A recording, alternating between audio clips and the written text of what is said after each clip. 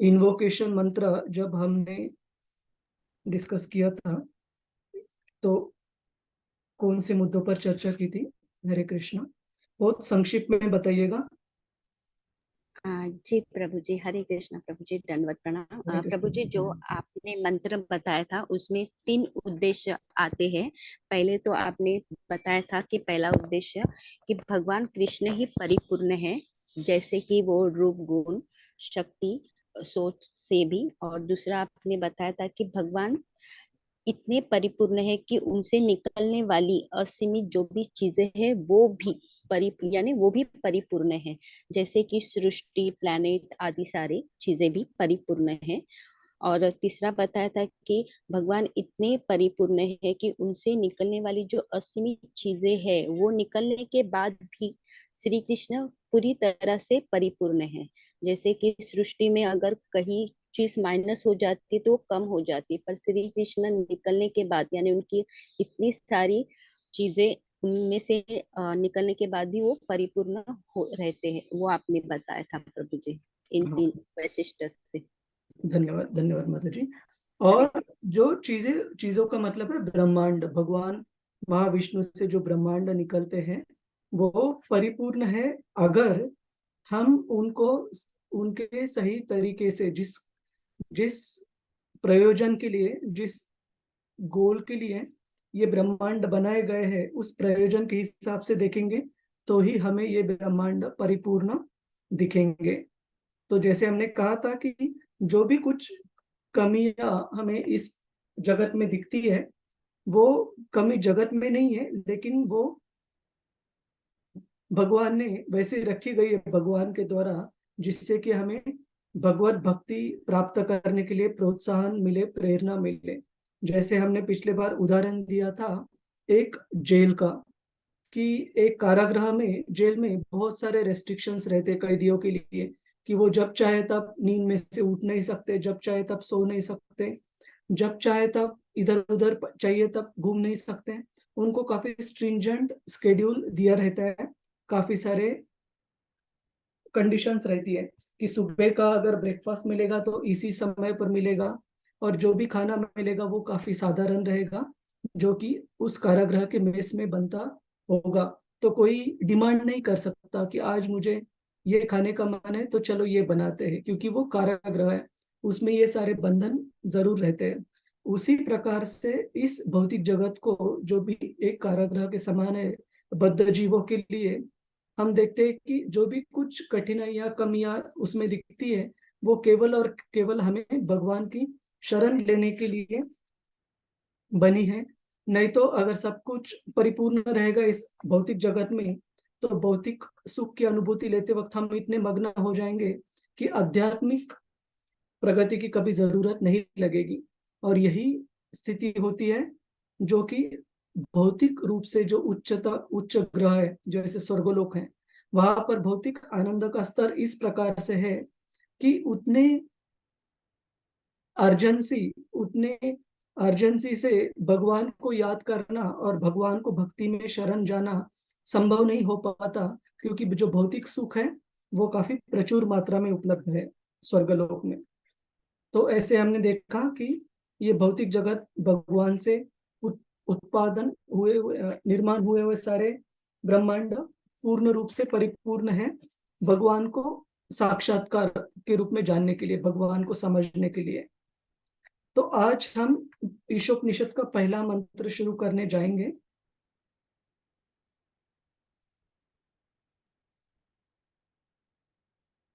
इससे पहले एक बार अवलोकन करते, समरी देखते ईशोपनिषद में अलग अलग जो मंत्र हैं, इन्वोकेशन, जो ईश स्तुति से लेके मंत्र क्रमांक 1 से लेके 18 तक जो मंत्र है उनका जो विभाजन है किस प्रकार से किया गया है।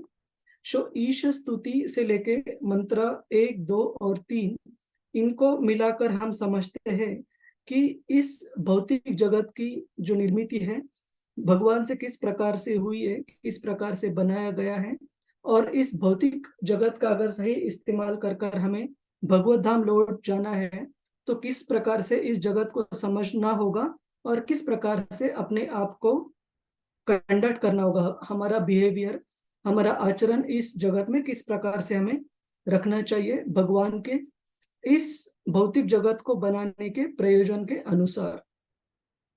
फिर मंत्र क्रमांक 4 से 8 तक हम देखते हैं कि भगवान को आध्यात्मिक दृष्टि से कैसे समझा जा सकता है, मतलब सही तरीके से भगवान को समझने का जो मार्ग है वो क्या है, किस तरीके से भगवान को समझ सकते हैं।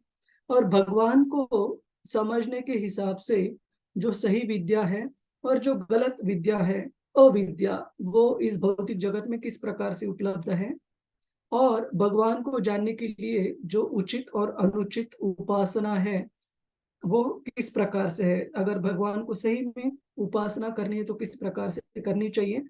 और अलग अलग प्रकार के लोग जो भगवान को भक्ति में पूर्ण पुरुषोत्तम भगवान के रूप में स्वीकार नहीं करते हैं, वे भी भगवान को कैसे इनडायरेक्ट तरीके से, इनडायरेक्ट मतलब अप्रत्यक्ष रूप से कैसे भगवान की ही उपासना कर रहे हैं। और इन दो तरीकों में से जो प्रत्यक्ष और अप्रत्यक्ष रूप से भगवान की उपासना है, वो भगवान को आराधना करने का जो जो आइडियल आदर्श जो तरीका है, उचित तरीका है, वो कौन सा होना चाहिए उपासना करने का। और मंत्र क्रमांक 15 से लेकर 18 में भगवान के लिए प्रार्थना दी गई है। तो आपको बहुत बार, जैसे हमने शुरू में इंट्रोडक्शन में ईशोपनिषद के कहा था कि ईशोपनिषद में भगवान कृष्ण को भगवान कृष्ण इस संबोधन से नहीं जाना गया है। हमने चर्चा की थी इस पर कि एज अ थर्ड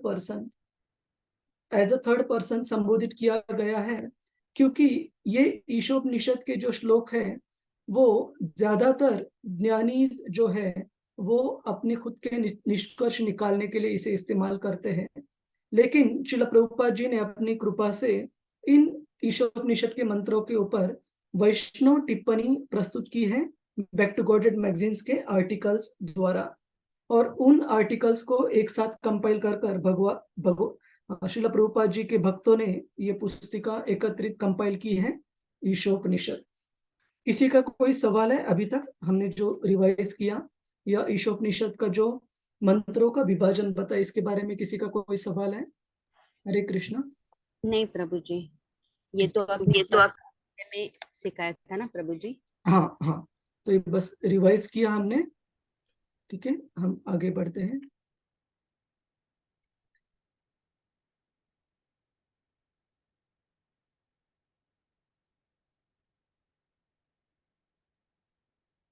तो हम पहला मंत्र यहाँ पर एक बार रिसाइट करते हैं, कृपया दोहराने की कोशिश कीजिएगा।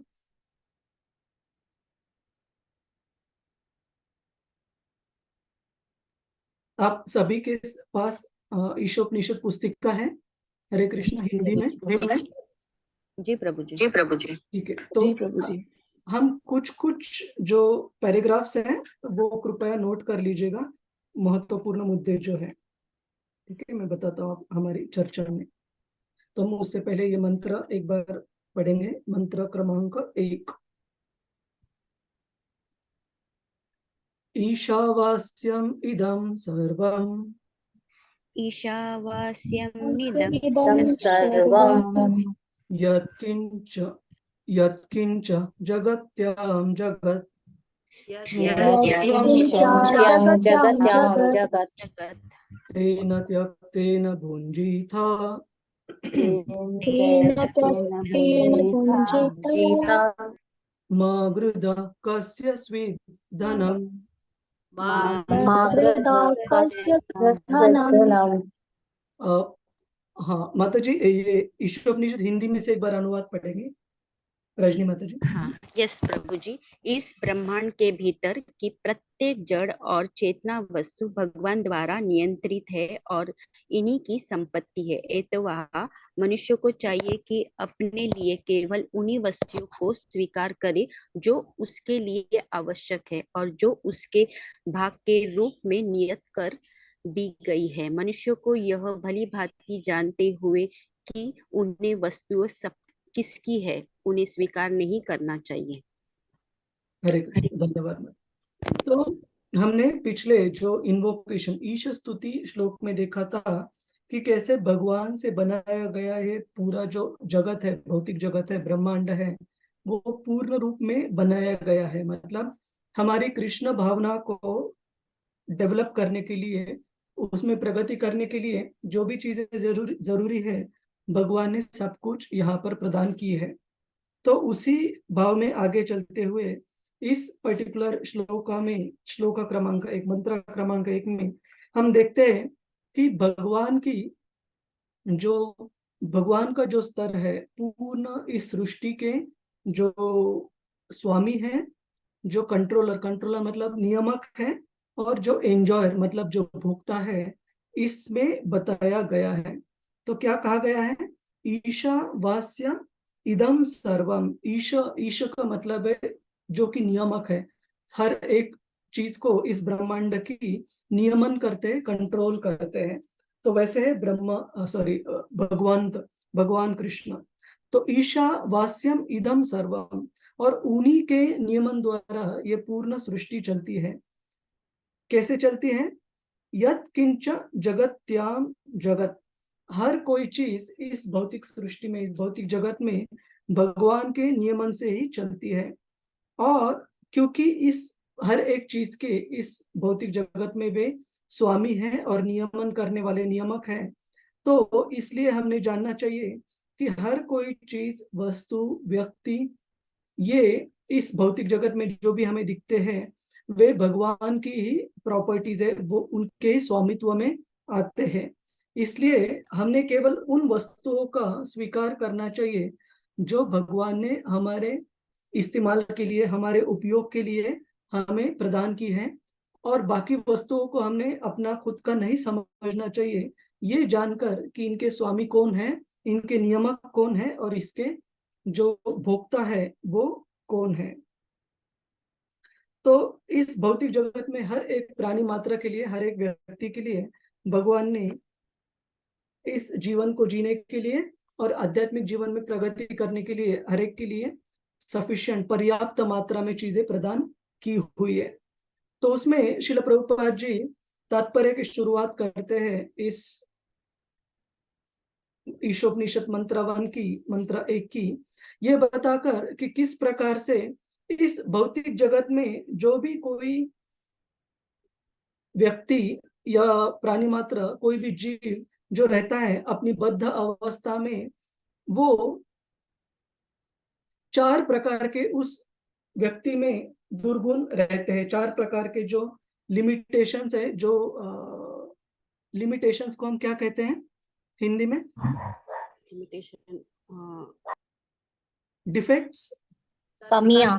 कमियां, दोष, प्रकृति। हाँ, दोष करेक्ट शब्द है। 4 प्रकार के दोष है। तो एक है इम्परफेक्ट सेंसेस, हमारे जो इंद्रिय है वो सदोष है, परिपूर्ण नहीं है। और क्योंकि हमारे जो इंद्रिय है वो सदोष है, इसकी वजह से हम इस भौतिक जगत में one is subject to illusion, मतलब भगवान की जो माया शक्ति है उसके द्वारा हम हमेशा भ्रम में रहते हैं, क्योंकि हम इंद्रियों से ये चीजें समझने की कोशिश करते हैं और हमारे इंद्रियां सदोष हैं, परिपूर्ण नहीं है। तो हम भी इस भौतिक जगत की चीजों को, भौतिक जगत को अच्छे से, ठीक से नहीं समझ सकते जब तक हम इन इंद्रियों से उनको जानने की कोशिश कर रहे हैं। और क्योंकि हम भ्रम में रहते हैं, हमारी बद्ध अवस्था में हमसे गलतियां हो जाती है, one is certain to commit mistakes. और श्रील प्रभुपाद जी अलग अलग क्लासेस में उदाहरण देते हैं इस भौतिक दुनिया के काफी सारे महान व्यक्तियों का, जो कि बहुत बड़े बड़े देशों के नेता थे, महाशक्तियों के नेता थे, लेकिन उनसे ऐसे कुछ गलतियां हो गई जिससे कि उन्हें अपनी जान से भी हाथ धोना पड़ा। तो प्रभुपाद जी कहते हैं कि हमारे बद्धावस्था में ये निश्चित है कि हमसे गलतियां होंगी और हमारे जो इंद्रिय है वो सदोष रहेंगे, और इन सदोष इंद्रियों की वजह से हम भ्रमित रहेंगे, भ्रम में भी रहेंगे। और क्योंकि हमें गलतियां होती है और हमारे इस बद्ध अवस्था में हमें इन गलतियों को मानना या सुधारना काफी मुश्किल हो जाता है, तो हम इन गलतियों को ढकने के लिए चीटिंग प्रोपेंसिटी, लोगों को, बाकी जीवात्माओं को फंसाने का सोचते हैं, क्योंकि हमारे ये गलतियां ढक जाए इसलिए। लेकिन श्रील प्रभुपाद जी बताते हैं कि जो वैदिक शास्त्रों का जो ज्ञान प्राप्त हुआ है वो इस प्रकार के 4 जो दोष रहते बद्ध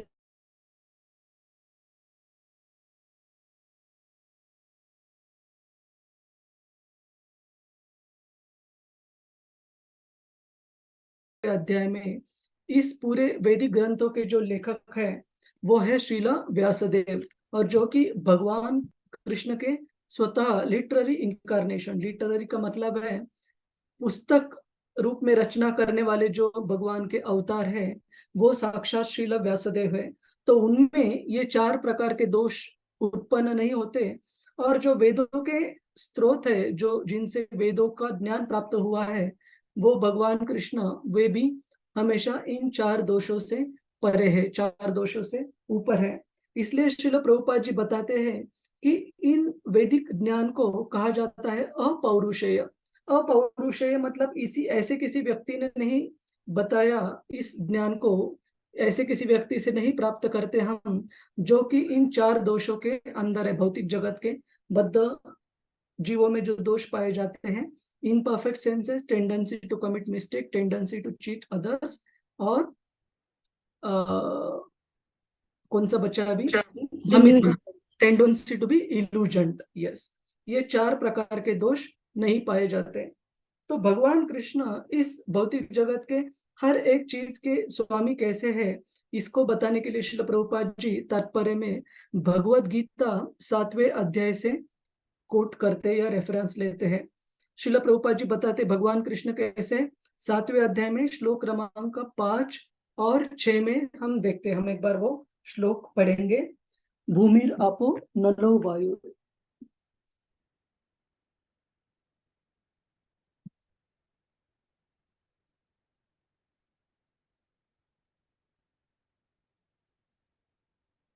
हाँ, श्लोक क्रमांक 4 7वें अध्याय का। भूमिर आपो नलो वायु खम मनो बुद्धिर एव च अहंकार इति यमे भिन्ना प्रकृतिर अष्टधा। तो इस श्लोक में भगवान कृष्ण बताते हैं जो कि इस भौतिक जगत के अलग अलग जो एलिमेंट्स है उससे ये पूरा भौतिक जगत जो बनता है, और इन 24 जो एलिमेंट्स जो घटक है उसमें से पहले जो 5 घटक है वो है पंच महाभूत। तो इन 24 घटकों को बताने के बाद भगवान कृष्ण 5वें श्लोक में, आगे आने वाले श्लोक में बताते हैं इन पंच महाभूतों के बाद इन 24 घटकों के परे एक उनकी ऐसी शक्ति है अपरेयम इतस्थ अन्यम, कि इन इस इंफेरियर, इंफेरियर मतलब इंफेरियर को हिंदी में क्या कहते हैं हम? अपरा, निकृष्ट, निकृष्ट प्रभु जी, उत्कृष्ट और निकृष्ट, उत्कृष्ट और निकृष्ट, ठीक है, ठीक है। सुपीरियर और इंफीरियर प्रभु जी। हाँ, सुपेरियर इंफेरियर तो क्लियर है। तो इन अपरा या निकृष्ट भगवान की जो प्रकृति है जो कि अलग अलग 24 घटकों से इस भौतिक जगत को बनाती है, उन इंफेरियर या निकृष्ट घटकों के परे है जो है जीव, सचेतन जीव, जिनको की कहा गया है भगवान की पराशक्ति। अपरेयम इतस्त्व अन्यम प्रकृतिम विद्धि में पराम जीव भूता महाबाहो येदम धार्यते जगत। और भगवान कृष्ण बताते हैं कि इन 2 प्रकृतियों से बनकर भगवान की जो निकृष्ट या इंफेरियर शक्ति है जिसमें 24 घटक आते हैं इस भौतिक प्रकृति के, और जो परा प्रकृति है जो जीवात्माएं है जो सचेतन जीव है, उनको साथ में मिलाकर भगवान की सारी इस भौतिक जगत को बनाते हैं। और क्योंकि ये परा और अपरा शक्ति दोनों भगवान की ही प्रकृति है, उनकी शक्ति है, इसलिए ये पूरा जगत भी स्वामित्व किसका है? भगवान कृष्ण का ही है। तो इस प्रकार से श्रील प्रभुपाद जी बताते हैं कि भगवान हर एक चीज के इस भौतिक जगत में किस प्रकार से स्वामी है, उनके नियामक हैं। वैदिक ज्ञान की महिमा हमने देखी कि ये वैदिक ज्ञान जो है वो किससे प्राप्त हुआ है? पुस्तक रूप में श्रील व्यासदेव जी से, जो कि इन 4 दोषों से परे है। No like tendency to commit mistake, tendency to be illusion, tendency to cheat others and imperfect senses. इन 4 दोषों से श्रील व्यासदेव परे हैं। और जो वैदिक ज्ञान प्राप्त किया है श्रील व्यासदेव जी ने, वो भगवान कृष्ण से खुद आ रहा है, जो भी इन 4 दोषों से परे है। और तो इसमें एक मिनट,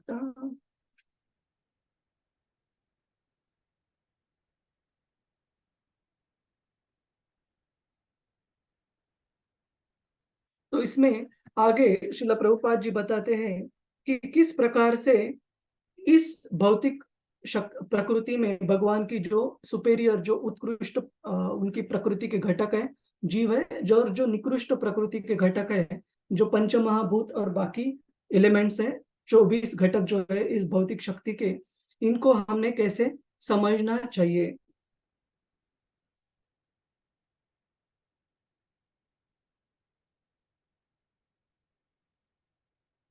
और श्रील प्रभुपाद जी बताते हैं कि इन पृथ्वी के अलग अलग घटकों को भगवान द्वारा इस तरीके से रचाया गया है कि they are complementary to each other. इसका मतलब वो एक दूसरे के लिए काफी अनुकूल है, मिलते जुलते हैं।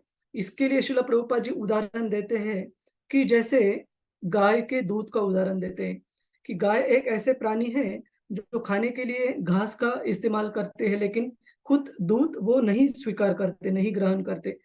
जो गाय के बच्चे बछड़े रहते हैं, वो शिशु अवस्था में दूध को स्वीकार करते हैं, लेकिन वो भी दूध केवल इतनी ही मात्रा में स्वीकार किया जाता है उनसे, ताकि बाकी बचा हुआ दूध मनुष्य जीवों को इस्तेमाल कर सके।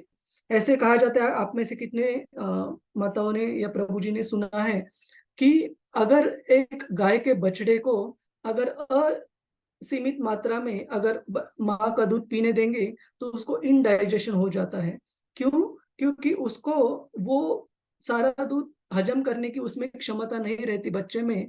तो जो निसर्ग रहता है, जो नेचर रहती है, प्रकृति रहती है भगवान की, वो इतने सारे चीजें मनुष्य के सस्टेनेंस के लिए, उनके इस भौतिक जगत में रहने के लिए प्रदान करती है, जो कि वो आराम से इस भौतिक जगत में रह सके और रहकर भगवान की भक्ति के प्रगति में अपना जीवन वो इस्तेमाल कर सके।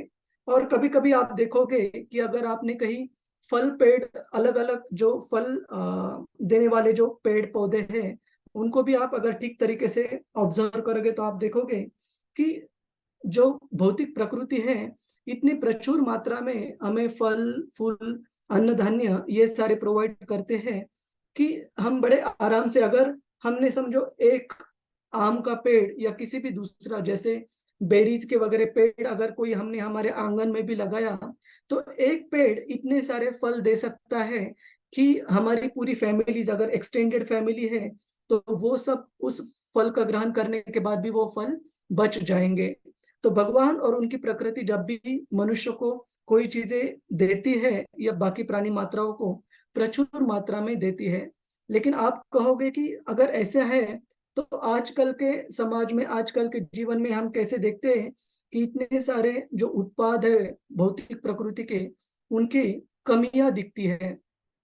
तो इनकी कमियां देखने का जो कारण है, अगर हम धर्म के आधार पर अपना जीवन अगर जिएंगे नहीं, तो जो पृथ्वी है, सारे जो हमारे जीवन को जीने के लिए जो भी चीजें हैं, जीवन आवश्यक वस्तु है, उनको वो पकड़ के रखेगी। जैसे हमने श्रीमद् भागवत में 4थे स्कंद में पृथु महाराज के जीवन में देखते हैं कि पृथु महाराज के जो पिता थे, क्या नाम था उनका, पृथु महाराज के पिता का? महाराज, यस श्री हरिप्रिया माता जी, वेन था, when. Maharaj when, correct. Maharaj when जो कि अधर्म का पालन करते थे और इस प्रकार से चीजें उन्होंने उल्टी पुल्टी कर दी थी कि पृथ्वी ने सारे अन्न धान्य, दूध, फल, सब्जियां, इतने सारे फूल, इतने सारे उत्पादन जो है वो देना कम कर दिया। और पृथु महाराज ने फिर पृथ्वी से ये सारे घटक अच्छे से प्राप्त करवाने के लिए और अपनी प्रजा को सुख से, आनंद से जीने के लिए पृथ्वी को सबसे पहले तो डांटा और बाद में अलग अलग यज्ञ भी उन्होंने किए, ताकि ये सारे उत्पाद जो है नैसर्गिक वो प्रचुर मात्रा में प्राप्त हो सके। तो इस प्रकार से भगवान ने इस प्रकार से सृष्टि की रचना की है कि मनुष्य हो, प्राणी मात्रा हो, वनस्पति हो या कोई भी प्रकार के जीव हो, उनको इस भौतिक जगत में अच्छे से जीने के लिए सारी जो उपलब्धियां है, सारी जो भी जीवन की जरूरतें हैं, वो भगवान ने उपलब्ध कर कर दी है। और ईशावास्य सिद्धांत के अनुसार हम कैसे समझ सकते हैं कि हमें केवल वही चीजों को अपनाना चाहिए, उन्हीं चीजों का स्वीकार करना चाहिए जो भगवान ने हमारे इस जीवन में जीने के लिए हमें दी गई है। और श्रील प्रभुपाद जी बहुत अच्छे से तात्पर्य में बताते हैं कि अलग अलग प्रकार के जीव या प्राणी मात्रा अगर हम अच्छे से पढ़ाई करेंगे, चाहे वो पक्षी हो, चाहे वो खूंखार जानवर क्यों ना हो, या चाहे वनस्पति या पेड़ पौधे हो, या एक्वेटिक्स मतलब पानी में रहने वाले जलचर प्राणी हो, वो कभी भी जो प्रकृति के जो नियम है उनको हमेशा पालन कर कर वो अपना जीवन व्यतीत करते हैं। केवल मनुष्य ही एक ऐसे प्राणी है जो कि अपनी जरूरतों से और अपनी दी गई जो उपलब्धियां हैं उनसे ज्यादा चीजें प्राप्त करने के लिए लोभ से प्रयत्न करता है, और इस तरीके से जीवन जीने से कैसे प्रकृति के नियमों में बंधा जाता है। तो इस श्लोक क्रमांक 1 में ईशोपनिषद में कहा गया है कि कैसे व्यक्ति ने इन भगवान के दिए गए सिद्धांतों को, नियमों को समझना चाहिए और केवल उन्हीं चीजों को स्वीकार करना चाहिए जो भगवान ने हमारे उपयोग के लिए दी गई है। और ये जानकर कि बाकी जो चीजें हैं वो मेरे मेरे ओनरशिप मतलब मेरे स्वामित्व के अंदर नहीं आती, वो भगवान उसके स्वामी हैं और भगवान ने उनके अलग अलग अंशों के लिए उन चीजों को रखा है, तो मैंने नहीं स्वीकार करना चाहिए। और इसके बारे में श्रील प्रभुपाद जी के जीवन में से कुछ उदाहरण हम देखेंगे कि श्रील प्रभुपाद जी अपनी पवित्रता के वजह से अलग अलग महान लोगों को, जैसे व्यापारी हो या भौतिक जगत में जो नेता लीडरशिप पोजीशन में हो, उनको भी बहुत अच्छे से ये मुद्दा अच्छे से समझाते हैं कि हमने कैसे बाकी चीजों के ऊपर हमारा स्वामित्व नहीं जताना चाहिए, नहीं तो हम प्रकृति के नियमों में बद्ध हो जाएंगे। तो हम आगे बढ़ते हैं। हाँ, तो ये चीज हमने देखा भगवत गीता 7वां अध्याय श्लोक क्रमांक 4 और 5 के आधार के ऊपर कि चाहे वो भौतिक प्रकृति के घटक हो, 24 घटक, या फिर जीव क्यों ना हो जो कि पराशक्ति है भगवान की, जो उत्कृष्ट जो सुपेरियर एनर्जी है, उन दोनों को मिलाकर ये सारा भौतिक जगत बनता है। और एक चीज बहुत महत्वपूर्ण है हमें, और ये आगे के कुछ स्लाइड्स में भी ये मुद्दा चर्चा में आएगा, अगर आप पिछले कुछ शतकों से, दशकों से नहीं बोल रहा हूं मैं, सेंचुरीज, मतलब आप 16वां 17वां पिछले कुछ शतकों से देखिए, जो मेजर जो प्रमुख कारण रहे हैं अलग अलग युद्ध होने के इस पृथ्वी भूमि पर, क्या आप बता सकते कौन से कारण रहे हैं इस पृथ्वी पर युद्ध होने के? उससे हम पता कर सकते हैं कि इन मुद्दों को समझना कितना महत्वपूर्ण है ईशोपनिषद के। इन मुद्दों को अगर ठीक से समझते हैं तो ये सारे झगड़े, ये सारे युद्ध कभी नहीं हो पाएंगे। कोई बता सकता है कौन से कारण है? जी प्रभु जी, हरे कृष्णा प्रभु जी, दंडवत प्रणाम। धन्यवाद माता जी। प्रभु जी, जब हम जैसे जो युद्ध हो रहे हैं धरती को लेकर या बाउंड्रीज को लेकर, उसमें हम अपना स्वामित्व समझते हैं कि हम इस धरती के स्वामी हैं, तो हमें इसे भोगना है। और हमारे ही जैसे हम, जैसे इंडिया चाइना वॉर के बारे में है, कोई स्पेसिफिक कंट्रीज आपस में लड़ रहे बाउंड्रीज को लेकर, क्योंकि वो अपना स्वामित्व समझते हैं उस चीज पर और उसके भोग के लिए सोचते हैं कि ये हमारा ही इस पर अधिकार है। जबकि असल में अगर हम ईशावास्य प्रिंसिपल के तहत उसे देखें तो ना तो हमें उस चीज के लिए लड़ने की जरूरत है, क्योंकि वो हम में से किसी का है ही नहीं, ना वो सामने वाले का है ना वो हमारा है, वो सब कुछ भगवान को ही बिलोंग करता है। हम सब भगवान की दी हुई चीजों का ही उपभोग कर रहे हैं, वही परम उपभोक्ता भी है और वो सबके स्वामी भी है। तो उसको अगर अगर उस दृष्टि से देखेंगे तो हमें कई हद तक इस लड़ाई से भी आजादी मिल सकती है अननेसेसरली, जो हम चीजों पर अपना स्वामित्व जमाने की चेष्टा में एक दूसरे को हिंसा या हानि पहुंचाते रहते हैं। धन्यवाद श्री हरिप्रिया माता जी। और हम देखते हैं जैसे माता जी ने अभी कहा केवल अभी नहीं, रिसेंटली कुछ युद्ध ही नहीं, लेकिन आप अगर 17वीं सदी में 18वीं सदी में अलग अलग जो राजा महाराज है, जैसे हम नाम नहीं लेना चाहते किसी पर्टिकुलर व्यक्ति का, लेकिन हम देखते हैं कि यूरोप में से किसी किसी देशों में से जो राजा थे, वे अलग अलग मुल्क पादाक्रांत कर कर उन्हें जीत कर अपना राज्य बढ़ाने की कोशिश में भारत तक आ पहुंचे थे। या फिर हम कुछ कुछ राजाओं की भी इतिहास देखते हैं, अफगानिस्तान हो या ईरान हो, इस जगह से भी उन्होंने भारत के ऊपर आक्रमण किया। केवल भारत ही नहीं, अलग अलग जगह जाकर भी अपने राज्य प्रस्थापित करने के लिए उन्होंने प्रयास किए। और इन राजाओं के बाद हम देखते हैं कि अलग अलग देश अपने साम्राज्य का विस्तार करने के लिए पूरे देश में उन्होंने अलग अलग जगह पर अपनी सत्ता प्रस्थापित की। और उसमें से एक जो महासत्ता रहती थी 19वीं 20वीं सदी में, उनके लिए तो ऐसे कहा जाता था कि उनके राज्य में सूर्य कभी अस्त नहीं होता। इसका मतलब यहाँ मतलब इतने दूर तक उनका राज्य फैला हुआ था कि एक जगह पर अगर सूर्यास्त हो जाए तो उनके राज्य में दूसरी जगह पर सूर्योदय होता था। इतनी उनकी व्याप्ति थी। लेकिन हम अगर, जैसे माताजी ने कहा, इस पर्टिकुलर तत्व को समझ ले कि इस भौतिक जगत में जो भी सारी चीजें हैं केवल और केवल एक ही व्यक्ति के स्वामित्व में आती है, भगवान के। तो इसलिए हमें इनको अपनी खुद की समझकर इन्हें स्वीकार नहीं करना चाहिए, उपयोग नहीं करना चाहिए। और आपको ये पता नहीं, आप में से कई जनों को ये शायद पता होगा कि आज बहुत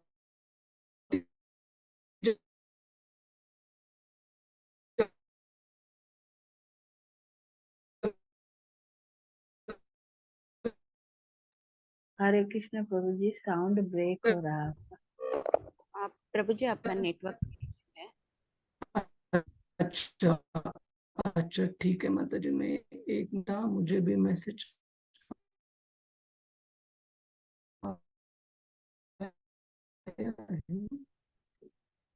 प्रश्न मेरा आपको समझ में आ गया है? मैंने क्या प्रश्न, प्रभु जी आपका अलग नेटवर्क अलग देशों के, आवाज नहीं आ रही है। प्रभु जी नेटवर्क इश्यू था। ठीक है, मैं वीडियो बंद करता हूँ, अगर नहीं तो फिर मुझे रिस्टार्ट करना पड़ेगा मशीन। ठीक है, तो अभी आवाज आ रहा है ठीक से? जी प्रभु जी। ठीक है ठीक है। तो मैंने सवाल पूछा कि आजकल के इस स्थिति में, भौतिक जगत में, आधुनिक जगत में, हर एक देश अपने आय का, मतलब अपने आमदनी का अराउंड कितना प्रतिशत हिस्सा डिफेंस एक्सपेंडिचर के लिए लगा रहे हैं? आपको आइडिया है भारत में कितना यूज होता है? गेस कीजिए करिश्मा माता जी, आपको शायद पता होगा, आप जम्मू कश्मीर में रहती है तो आपको तो जरूर पता होगा। 80%। जी मैं जम्मू कश्मीर में नहीं रहती हूँ, अच्छा अच्छा, लेकिन मुझे लगा आप जम्मू में रहते हैं। अच्छा अच्छा अच्छा, ठीक है ठीक है। तो श्रीनगर उत्तराखंड वाला है। जी अच्छा अच्छा, तो आपको पता है कितना प्रतिशत हिस्सा यूज होता है भारत की आमदनी का नहीं प्रभु जी, मुझे पता डिफेंस नहीं में? है। ठीक है ठीक है। श्री हरिप्रिया माता जी, आप कुछ कह रहे थे? प्रभु जी शायद 80% जो बजट बनता है उसमें डिफेंस में जाता है। नहीं नहीं, 80 बहुत ज्यादा हो गया। 80 20% प्रभु जी, क्योंकि मोस्ट ऑफ हर कोई अपनी आमदनी बचाता है और अपने पास रखता है। नहीं, 20% भी बहुत कम है। देखो, प्रभु जी 45 समथिंग। ये आध्यात्मिक जगत से रिलेटेड नहीं है, लेकिन बहुत इंपॉर्टेंट इंफॉर्मेशन है, सारे नागरिकों को पता होनी चाहिए, है ना? कि क्योंकि बहुत मेजर जो हिस्सा है हमारी आय का, हमारी कमाई का, वो देश में डिफेंस बजट के लिए जाता है। ऑलमोस्ट 60-65%, 60 से 65% जो कमाई होती है देश की, वो डिफेंस रिलेटेड एक्सपेंडिचर, और सब कुछ आ जाएगा उसमें। हमारे जो डिफेंस फोर्सेस है उनको मेंटेन करना, जो भी अलग अलग टेक्नोलॉजीज है भारत इस देश की रक्षा के लिए, और केवल भारत ही नहीं, बाकी जो देश है जैसे यूएस है, चाइना है, सोवियत यूनियन, रशिया है, या बाकी भी देश है, अपनी आय का काफी मेजर हिस्सा वो डिफेंस बजट के लिए लगाते हैं। तो आप ये जस्ट सोच के देखिए प्रभु जी, माता जी, कि ये अगर अच्छे से समझ हो अलग अलग देशों में, जैसे हम और हमारे जो नेबर्स हैं, हमारे जो नेबरिंग कंट्रीज हैं, उनमें अगर ये समझ अच्छे से बन जाए कि ये पूरा जो जमीन का हिस्सा है, ये आपने समझना चाहिए कि ये भगवान का है, और या भगवान को आप जिस भी नाम से जानो, तो कितना पैसा, कितनी एनर्जी सेव हो सकती है पूरी जगत में, हम कल्पना भी नहीं कर सकते। आपको ये मुद्दा समझ में आया कि क्यों जरूरी है ईशावास्य तत्वों को अच्छे से जानना? केवल जी हमारे प्रभु। हमारे जीवन में ही सुख शांति या समाधान से जीने के लिए नहीं, लेकिन इतनी जो शक्ति है भगवान की, जो कि हम लगा रहे हैं इन डिफेंस एक्सपेंसेस में, वो सारे की सारी बच जाएगी अगर सारे देश, सारी मनुष्य समाज इस तत्व को अच्छे से समझ लें और इनके आधार पर अपने जीवन को जीने लगे। और श्रीला प्रभुपाद जी बताते हैं, अभी हम रिसेंटली मेरे ख्याल से कल ही पढ़ रहे थे श्रीमद् भागवतम की चर्चा में सुबह, कि पहले जमाने में कैसे ये जो देश है, जैसे भारत और चीन के बारे में श्रीला प्रभुपाद जी बताते हैं पहले स्कंद में श्रीमद् भागवतम के, कि जिसका तात्पर्य श्रीला प्रभुपाद जी ने अराउंड 1962 के आसपास लिखा होगा, जब इंडो चाइना वॉर हुआ था। कि श्रीला प्रभुपाद जी बताते भारत और चीन कितने सदियों से इनकी सीमा पे कभी ऐसे युद्ध नहीं हुए, क्योंकि दोनों तरफ के लोग जो थे वो पहले वैदिक संस्कृति को या भगवान को डरते थे और उसके हिसाब से अपने जीवन को जीते थे। लेकिन ये वैदिक संस्कृति अभी अपने जीवन का जैसे हिस्सा कम होते गया, वैदिक संस्कृति का हमारे जीवन में, उसी उसी के साथ साथ ये अलग अलग जो युद्ध वगैरह है ये भी काफी बढ़ गए हैं। और इस तरीके से इस पर हम हमारी शक्ति खर्च कर रहे हैं कि हमारी पूरी जो आय है उसका हम ऑलमोस्ट आधे से भी ज्यादा ही प्रतिशत हिस्सा इसमें हम व्यर्थ गवाते हैं ईयर आफ्टर ईयर। किसी का कोई सवाल है इस पर कि कितना महत्वपूर्ण मुद्दा है ये? और आज के जगत में जहां लोगों को काफी, इस भौतिक जगत में काफी सारे लोगों को, जैसे अफ्रीका ले लो या बहुत सारे बाकी भी देश हैं, खाने के लिए परेशानी है, ठीक से खाना नहीं मिल रहा है, लेकिन फिर भी इतना बड़े पैमाने पे पैसा जो है वो इन डिफेंस बजट में व्यस्त, उसमें व्यर्थ हो रहा है। किसी का कोई सवाल है इसके ऊपर? हरे कृष्णा। नहीं प्रभु जी। ठीक है, हरे बट ये, कृष्णा प्रभु जी। यस माता जी, हरे कृष्णा। दंडवत प्रणाम प्रभु जी। दंडवत प्रगति। प्रभु जी, एक तो मेरी थोड़ी तबीयत ठीक नहीं है, अभी भी काफी ज्यादा सिवियर कफ है, फीवर ठीक है। प्रभु जी, अभी मेरा ये क्वेश्चन है, जैसे अभी आप ये हम डिस्कस कर रहे हैं, तो अभी थोड़े दिनों पहले ही न्यूज में था कि जैसे जापान जो है कंट्री, उसने अपनी तरफ से इनिशिएटिव लिया है कि वो आगे से आर्म्स एंड एमिनेशन नहीं बनाएगा, इट विल नॉट। सो ऐसे ही और भी कंट्रीज को मतलब वो प्रोत्साहन लाइक कर रहे हैं कि आप लोग भी ऐसे जैसे यूएन में बताइए, या सब लोगों को ऐसा होना चाहिए कि कंट्री जब बनाएगी नहीं वेपन तो यूज कैसे करेगी? कोई चीज बन रही है इसका मतलब वो इन फ्यूचर में यूज होगा ही किसी ना किसी तरह, कोई वेस्ट करने के लिए तो बनाता नहीं है। तो जापान ने इसीलिए मतलब they have openly said that they will not make any more weapons of any kinds for the destruction. देखिए, श्रीला प्रभुपाद जी बताते हैं कि जो यूनिवर्सल ब्रदरहुड, इसका मतलब यूनिवर्सल ब्रदरहुड को हम हिंदी में क्या कह सकते हैं श्री हरिप्रिया माता जी? भाईचारा। भाईचारा। पूरी जगत में भाईचारा तभी बन सकता है if we accept the concept of universal fatherhood. अगर हम भगवान को, भगवान या अलग अलग कल्चर्स में जो जिन नामों से भी उनको जाना जाता है, भगवान का अगर स्वामित्व स्वीकार करेंगे और सारे प्राणी मात्रों के पिता के रूप में उनको स्वीकार करेंगे, तभी पूरी जगत में भाईचारा संभव है। जब तक ये सेंटर भगवान नहीं रहेंगे, तब तक बाकी किसी भी कारण से अगर कोई भी देश कोई भी इनिशिएटिव लेता है कि मैं इस शस्त्रास्त्र की स्पर्धा में भाग नहीं लूंगा, तो भी ये संभव नहीं है कि ये स्पर्धा खत्म हो जाए, जब तक भगवान को पूरे जगत के स्वामी के रूप में हम स्वीकार नहीं करेंगे। ठीक है, आपको जस्ट एक भौतिक रूप से एक उत्तर देता हूं प्रगतिश्री माता जी, आपने जो अभी मुद्दा बताया कि मैंने ये जापान ने आपने जो स्टेटमेंट कहा वो पढ़ा नहीं, ठीक है, मुझे देखना पड़ेगा। अगर उस स्टेटमेंट को सही भी कंसिडर करते हैं, क्या आपको पता है कि उनका डायरेक्ट पैक्ट है, पैक्ट का मतलब है डायरेक्ट एग्रीमेंट है इस भौतिक जगत की सबसे बड़ी महासत्ता के साथ, कि अगर उस देश पर मतलब जापान पर अगर कोई आक्रमण करता है तो उस जागतिक महासत्ता को वो तुरंत बीच में आ जाएंगे, अपने सारे शस्त्रास्त्र लेकर उस युद्ध में उतर जाएंगे। क्या आपको पता है ये पैक्ट है? नहीं प्रभु जी, इसके विषय में तो नहीं ज्यादा हाँ, मालूम हमें। तो कहने का मतलब है कि जब तक इस तत्व को, भगवान को हम पूरे जगत के पिता और स्वामी के रूप में स्वीकार नहीं करेंगे, ये जो डिस्ट्रस्ट है, ये जो डिस्ट्रस्ट मतलब डिस्ट्रस्ट अविश्वास प्रभु जी। अविश्वास, जो अविश्वास है उसको कभी खत्म नहीं किया जा सकता।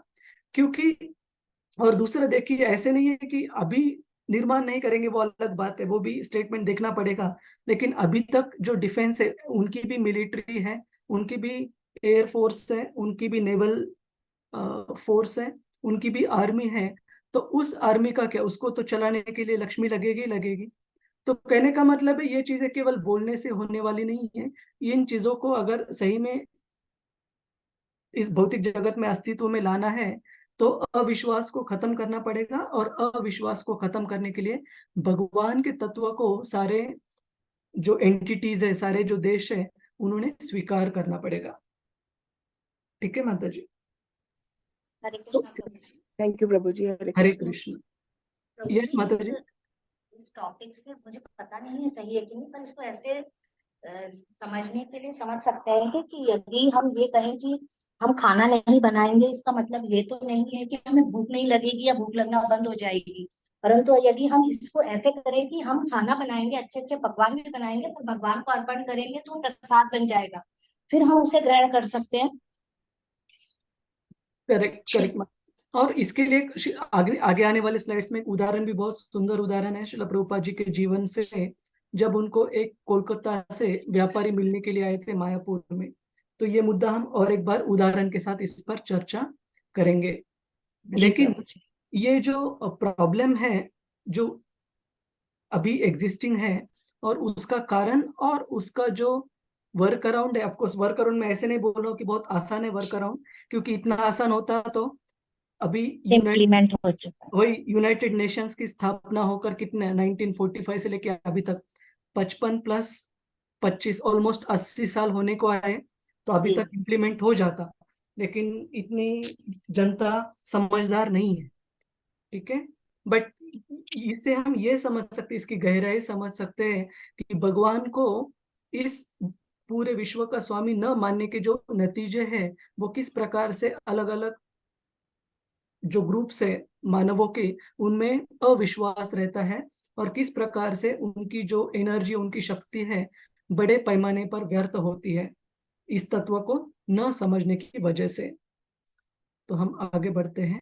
हरे कृष्णा प्रभु जी, ये डिफेंस का मुद्दा कभी भी समाप्त नहीं होगा। मैं तो 62 की वार से देख रही हूँ, कभी समाप्त नहीं होगा।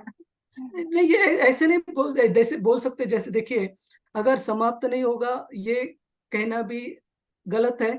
भक्त को चाहिए हमेशा, हमारे खुद के ऊपर हमें भरोसा हो ना हो, लेकिन भगवान के ऊपर और भक्ति के ऊपर। हाँ, ये गड़बड़ जरूर हो सकती कि लोग इतने आसानी से, सारे लोग इसे स्वीकार करने में चाहे हिचकिचाहट करेंगे, लेकिन शास्त्र में बताया गया है अगर सारे लोग इसको स्वीकार करते हैं, इस मुद्दे को, श्रील प्रभुपाद जी लिखते हैं कि इस कलयुग में अधपतन होने के बावजूद अभी भी इस भौतिक जगत में वैकुंठ लोक को बना सकते हैं, अगर सारे लोग भगवान का एज ए सेंट्रल प्रिंसिपल, भगवान के तत्व को समझ ले और जान ले और मान ले, तो इस भौतिक जगत में भी वैकुंठ लोक बना सकते हैं। तो संभव बिल्कुल है, लेकिन अगर लोगों ने कृष्ण भावना को स्वीकार किया। तो और सारे स्वीकार नहीं ना कर रहे हैं प्रभु जी, ये भी तो बात है, सारे तो कहाँ स्वीकार। कर रहे, कर नहीं रहे वो अलग बात है माता जी, लेकिन हाँ। कहने का मतलब है इस तत्व में उतनी शक्ति है, अगर इसे स्वीकार करके इसका पालन किया तो जगत सुधर सकता। और ये एक बात है। दूसरी बात है, अगर हम हमारा जो व्यू है, व्यू पॉइंट है, हमारा जो दृष्टिकोण है, वो अगर हम ऑप्टिमिस्टिक नहीं रखेंगे तो इस भागवत धर्म का प्रचार प्रसार कैसे करेंगे, है ना। इसका मतलब है हम कली को तो अभी तुरंत शरण जाएंगे कि कली आप इतने महान हो कि हम भगवत भक्ति से भौतिक जगत बचा नहीं सकते, तो हम अपने हाथ खड़े कर रहे हैं, वो भी नहीं कर सकते, है ना। तो हमारे ऊपर जिम्मेदारी है, जितना हो सके हम प्रयास करें, और उसके ऊपर भगवान के ऊपर है कि अगर वो चाहेंगे इस कृष्ण भावना को, जैसे 10,000 साल हमने पहले चर्चा की है, श्री चैतन्य महाप्रभु को जाने के बाद ये 10,000 साल गोल्डन ईयर्स है। गोल्डन ईयर्स मतलब सुवर्ण काल है, कि जिसमें जितना हो सके कृष्ण भावना का प्रचार प्रसार कर कर हम लोगों को बचाने की कोशिश कर सकते हैं, है ना। जी और आपकी प्रोत्साहन के लिए मैं बताता हूँ कि इन देशों का जिनको हमने नाम लिया अभी, जैसे चाइना हो, और विद इन ग्रेटर चाइना जैसे हांगकांग जो देश है, वो अगर आप लोगे, ताइवान हो, वहां पे भी कृष्ण भावनामृत संस्था, अंतरराष्ट्रीय कृष्ण भावनामृत आंदोलन के मंदिर वहां पे भी निर्माण किए हुए हैं, वहां भी भक्त भक्ति का पालन कर रहे हैं। और चाइना से काफी बड़े मात्रा में भक्त भी मायापुर भी आते हैं। तो हाँ, हम ये नहीं बोल सकते कि पूरा देश कृष्ण भावना भावित हो गया, लेकिन चांसेस जरूर है कि अगर इसका अच्छे से प्रचार प्रसार हो सकता है तो। ठीक है, ठीक है। हरे हरे कृष्ण। तो हम आगे बढ़ते हैं।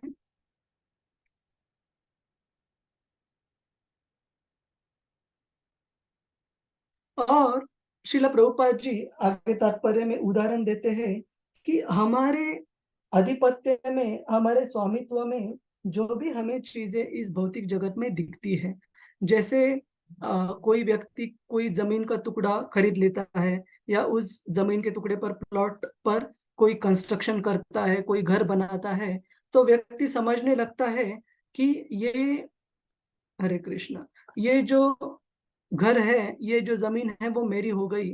तो इसके बारे में मैं एक किस्सा सुनाना चाहूंगा, कि मैं एक बार वीडियो ऑन करता हूँ, फिर से अगर ऑडियो का प्रॉब्लम आ जाए तो बताइएगा माता जी, ठीक है। जी जी प्रभु जी। तो श्रीला प्रभुपाद जी के जो परम गुरु थे, भक्ति सिद्धांत सरस्वती ठाकुर जी के गुरु महाराज, उनका नाम था श्रीला गौर किशोरदास बाबा जी महाराज। तो एक बार एक व्यक्ति उनसे मिलने के लिए आया, वो वृंदावन में रहते थे बाबा जी महाराज, और उस व्यक्ति ने उनको कहा कि महाराज, मैंने इस वृंदावन में इस पर्टिकुलर जगह पर ये प्लॉट खरीद लिया है। तो जब गौर किशोरदास बाबा जी महाराज ने उस व्यक्ति से ये सुना, तो ऑलमोस्ट 20-30 मिनट्स तक वो हंस रहे थे, उस व्यक्ति का अज्ञान सोचकर, अज्ञान के बारे में सोचकर।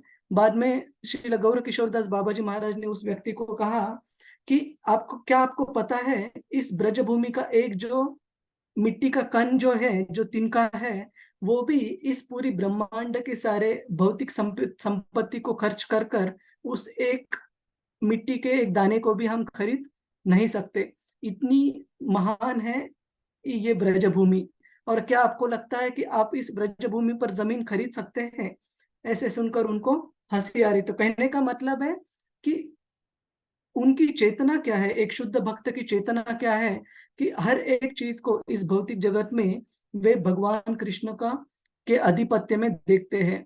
और ब्रजभूमि जो भगवान का नित्य धाम है, वो तो कभी भी भौतिक चीजों से हम उनको उसको नियमन नहीं कर सकते, भौतिक चीजों से हम उसको कभी माप नहीं सकते, तोल नहीं सकते। तो शिला प्रभुपाद जी बताते हैं कि किसी भी राज्य में, जैसे देखते हैं कि यहाँ पर मैं जहाँ पर रहता हूँ सिंगापुर में, जो घर बनते हैं गवर्नमेंट द्वारा, एचडीबी कहा जाता है, हाउसिंग डेवलपमेंट बोर्ड, और वो जो घर दिए जाते हैं लोगों को, तो वो यहाँ के नागरिकों को, रेसिडेंट्स और नागरिकों को, तो वो 99 ईयर्स के लीज के ऊपर तौर पर दिए जाते हैं। इसका मतलब है आपने इस घर के लिए पैसे पे किए हैं, लेकिन ये घर आपका कब तक होगा? इन 99 सालों तक। और इन 99 सालों के बाद फिर से इस जगह पर, इस वास्तु के ऊपर जो स्वामित्व जो हो जाएगा, ओनरशिप हो जाएगा, वो गवर्नमेंट की हो जाएगी। इसी तरीके से शिला प्रभुपाद जी लिखते हैं कि किसी भी राज्य में जो प्राथमिक स्वामित्व रहता है, वो राजा का रहता है। आज भी आप, और एक उदाहरण देता हूँ, आज भी आप देखोगे कि गवर्नमेंट के अलग अलग प्रोजेक्ट्स निकलते हैं, अलग अलग स्टेट्स में। समझो हाईवे का प्रोजेक्ट निकला, और उस हाईवे के प्रोजेक्ट्स के लिए अगर जमीन प्राप्त करनी हो, लैंड एक्विजिशन करनी हो, तो राज्य को वो अधिकार रहता है कि किसान को योग्य मुनाफा देकर उनसे वो जमीन वो खरीद सकते हैं। लेकिन वो किसान ये नहीं बोल सकता कि पूरी सड़क के मैप में मेरे आजू बाजू वाले जमीन उनकी बेच देते हैं, लेकिन मैं अपनी जमीन नहीं बेचूंगा। वो उनको अधिकार नहीं है। क्यों? क्योंकि ये जमीन उनकी ऑन पेपर होने दीजिए, लेकिन ऑन पेपर होने के बावजूद एक सोवेरेन स्टेट मतलब स्वयं सेल्फ सफिशिएंट, सेल्फ अनाउंस्ड ऐसे राज्य होने की वजह से ये जमीन उस व्यक्ति से पहले भी वो राज्य उस जमीन के स्वामी रहते हैं। तो एक राजा या उनका राज्य किसी भी राज्य की प्रॉपर्टीज के प्राथमिक स्वामी रहते हैं, और जो नागरिक, जो ओनर रहते हैं, वो सेकेंडरी ओनर या द्वितीय स्वामी रहते हैं। उसी प्रकार से इस भौतिक जगत में अलग अलग स्टेट्स हो, अलग अलग अथॉरिटीज हो, वो किसी चीज को अपनी खुद के स्वामित्व में बता सकते हैं, लेकिन जो सही से स्वामित्व है वो किसका है? भगवान कृष्ण का है। केवल जगह पर ही नहीं, केवल वस्तु पर ही नहीं, लेकिन हर एक जीव जिसके साथ हम आदान प्रदान करते हैं इस पृथ्वी लोक पर, वो हर एक जीव भगवान का ही अंश है, और उस पर भी भगवान का ही अधिकार है।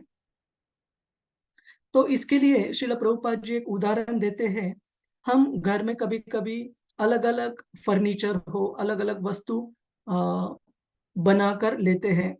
तो जैसे अगर हमें कुछ वुडन फर्नीचर या कुछ बनाकर अगर लेना है, तो हम एक सुतार को एक धनराशि प्रदान करते हैं, जिससे कि वो लकड़ी वगैरह प्राप्त करें, और उस लकड़ी को अच्छे से आकार वगैरह देकर उस पर प्रक्रिया कर कर उससे अच्छा फर्नीचर तैयार कर पाए। तो इस सुतार ने अगर एक अच्छे से फर्नीचर, समझो मेज बना ली, लेकिन वो सुतार नहीं बोल सकता कि इस मेज को मैंने बनाया है तो ये मेज मेरी है। नहीं, क्योंकि उस घर के मालिक ने उस सुतार को एडवांस में पहले पैसे दिए हैं रॉ मटेरियल्स इकट्ठा करने के लिए, लकड़ी को इकट्ठा करने के लिए, और लकड़ी को प्राप्त करने के बाद उस लकड़ी पर अलग अलग प्रक्रिया बनाकर उस सुतार ने इस वस्तु को बनाया है। लेकिन इसका मतलब ये नहीं हो जाता कि ये वस्तु उस सुतार की बन गई। उसी प्रकार से कोई व्यक्ति बता सकता है कि प्रभु जी, मैंने बहुत मेहनत कर कर इस व्यापार को, इस बिजनेस को बनाया है, तो अब इसलिए ये बिजनेस अभी मेरा हो गया।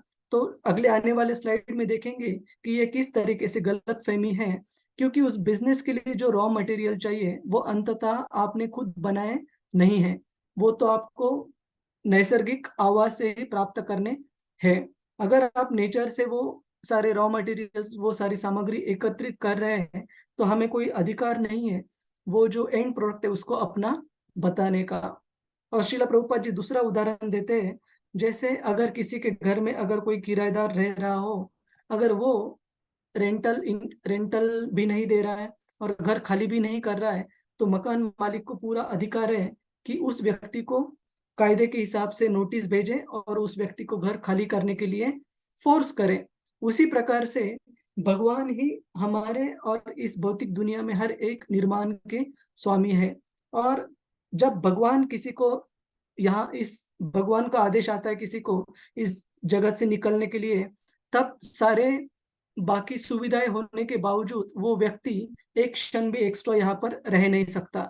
जैसे पिछले चर्चा सत्र में मैंने एक उदाहरण दिया था, रिसेंटली नवी मुंबई में एक जो छाती के जो एक्सपर्ट रहते, एक्सपर्ट जो कार्डियक सर्जन्स रहेंगे या चेस्ट स्पेशलिस्ट रहेंगे, उनका एक कॉन्फ्रेंस हुआ था नवी मुंबई में। मैंने आर्टिकल देखा था न्यूज़पेपर में कि उस कार्डियक जो चेस्ट स्पेशलिस्ट है उनका जो कॉन्फ्रेंस हो रहा था, उसमें सारे एक्सपर्ट के सामने एक पर्टिकुलर काफी जाने वाले डॉक्टर मुंबई से, जो कि हॉस्पिटल में, एक हॉस्पिटल में हेड ऑफ डिपार्टमेंट है, चेस्ट स्पेशलिस्ट है, वो इस कॉन्फ्रेंस को एड्रेस कर रहे थे एक बड़े होटल के ऑडिटोरियम में।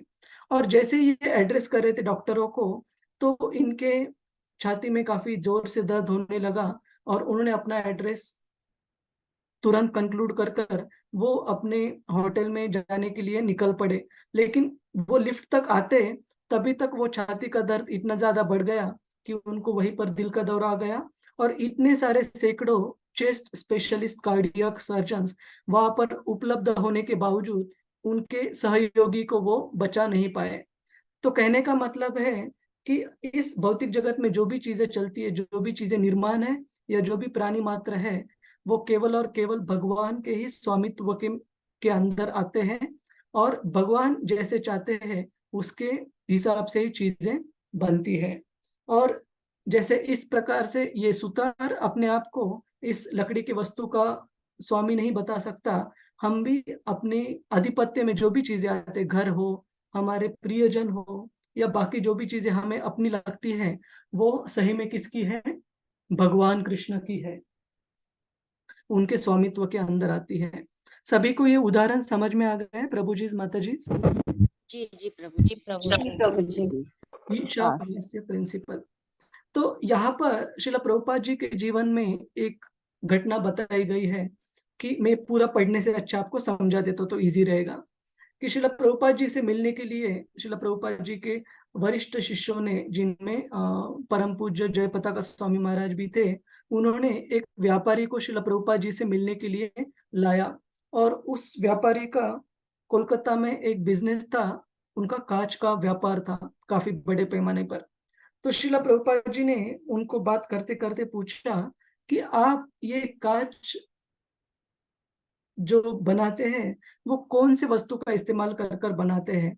तो उस व्यक्ति ने कहा कि स्वामी जी, हम सिलिकॉन का इस्तेमाल कर कर कांच बनाते हैं, और जो सिलिकॉन रहता है वो रेती में पाया जाता है। तो श्रील प्रभुपाद जी ने तुरंत पकड़ लिया कि श्रील प्रभुपाद जी ने कहा तो इसका मतलब है कि आप चोर हो।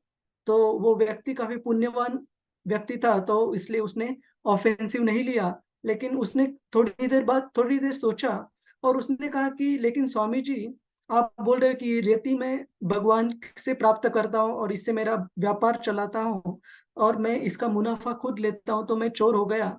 लेकिन मैं अपने आमदनी का कुछ प्रतिशत हिस्सा भगवान की भी सेवा में अर्पण करता हूँ।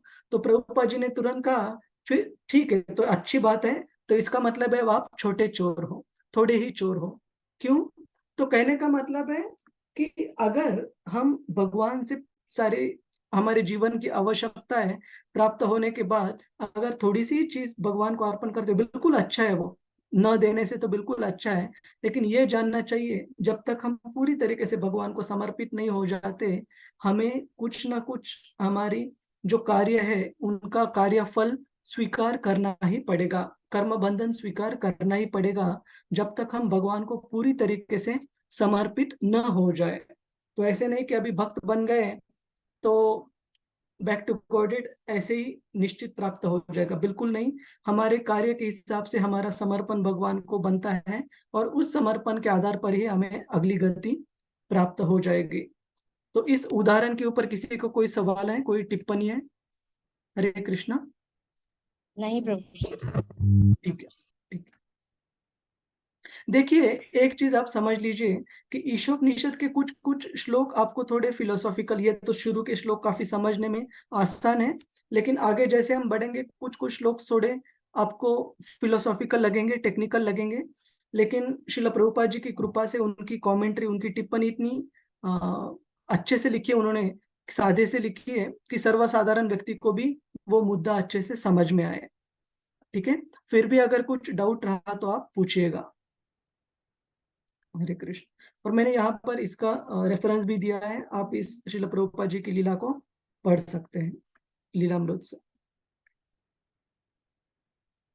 और श्रील प्रभुपाद जी तात्पर्य में आगे लिखते, जैसे गाय का उदाहरण मैंने शुरू में हमने चर्चा की थी, बाकी जो भी प्राणी मात्र है, जैसे यहाँ पर चिड़िया दिखाई गई है, तो ये सारे प्राणी मात्र आप अगर अच्छे से देखोगे तो प्रकृति के हर एक नियमों का अच्छे से पालन करते हैं। जैसे उदाहरण के तौर पर देखा जाए तो श्रील प्रभुपाद जी उदाहरण देते हैं कि रास्ते पर अगर अन्न धान्य बहुत प्रचुर मात्रा में पड़ा है, तो वहां पर पक्षी अगर आ गए दाना चुगने के लिए, खाने के लिए, तो क्या करेंगे वो? कौन बताएगा? पूनम माता जी, क्या करेंगे पंछी अगर रास्ते पर अन्न धान्य पड़ा है तो? खाएंगे प्रभु जी वो। खाएंगे, लेकिन केवल उतनी ही मात्रा में खाएंगे जितनी उनकी भूख है। करेक्ट? वो कभी उस मात्रा से ज्यादा अन्न धान्य को वहां से उठाकर नहीं लेके जाएंगे। आप एग्री करते हो इसके साथ? जी प्रभु जी। हाँ, लेकिन इमेजिन कीजिए किसी मनुष्य को वो दिखे, जैसे गेहूं के, अगर जो बोरा रखा हो, जो क्या कहते हैं उसे, हाँ, थैले थैले बोरे थैले या गोनी, वो भरेगा सब। थैले या गोनी अगर खाली दिखा रास्ते पर, क्या करेंगे? तो रेस्टिंग करेंगे प्रभु जी। उठाकर ले जाएगा प्रभु जी। उठाकर लेके जाएंगे। वो ये नहीं सोचेंगे कि मुझे महीने में समझो 5 किलो गेहूं लगते हैं, तो चलो मैं 5 किलो लेके जाता हूँ। बिल्कुल नहीं। वो सोचेगा 5 किलो क्यों नहीं लगते हो, यहाँ पूरी जो थैली है, संचय कर लो। हाँ, 50 किलो की क्यों ना हो, वो संचय कर लो, या फिर ज्यादा हो रहा है तो बेच दो और उससे पैसा कमाओ, पैसा लेकिन कमा लो। बिल्कुल छोड़ो मत यहाँ पर, है ना?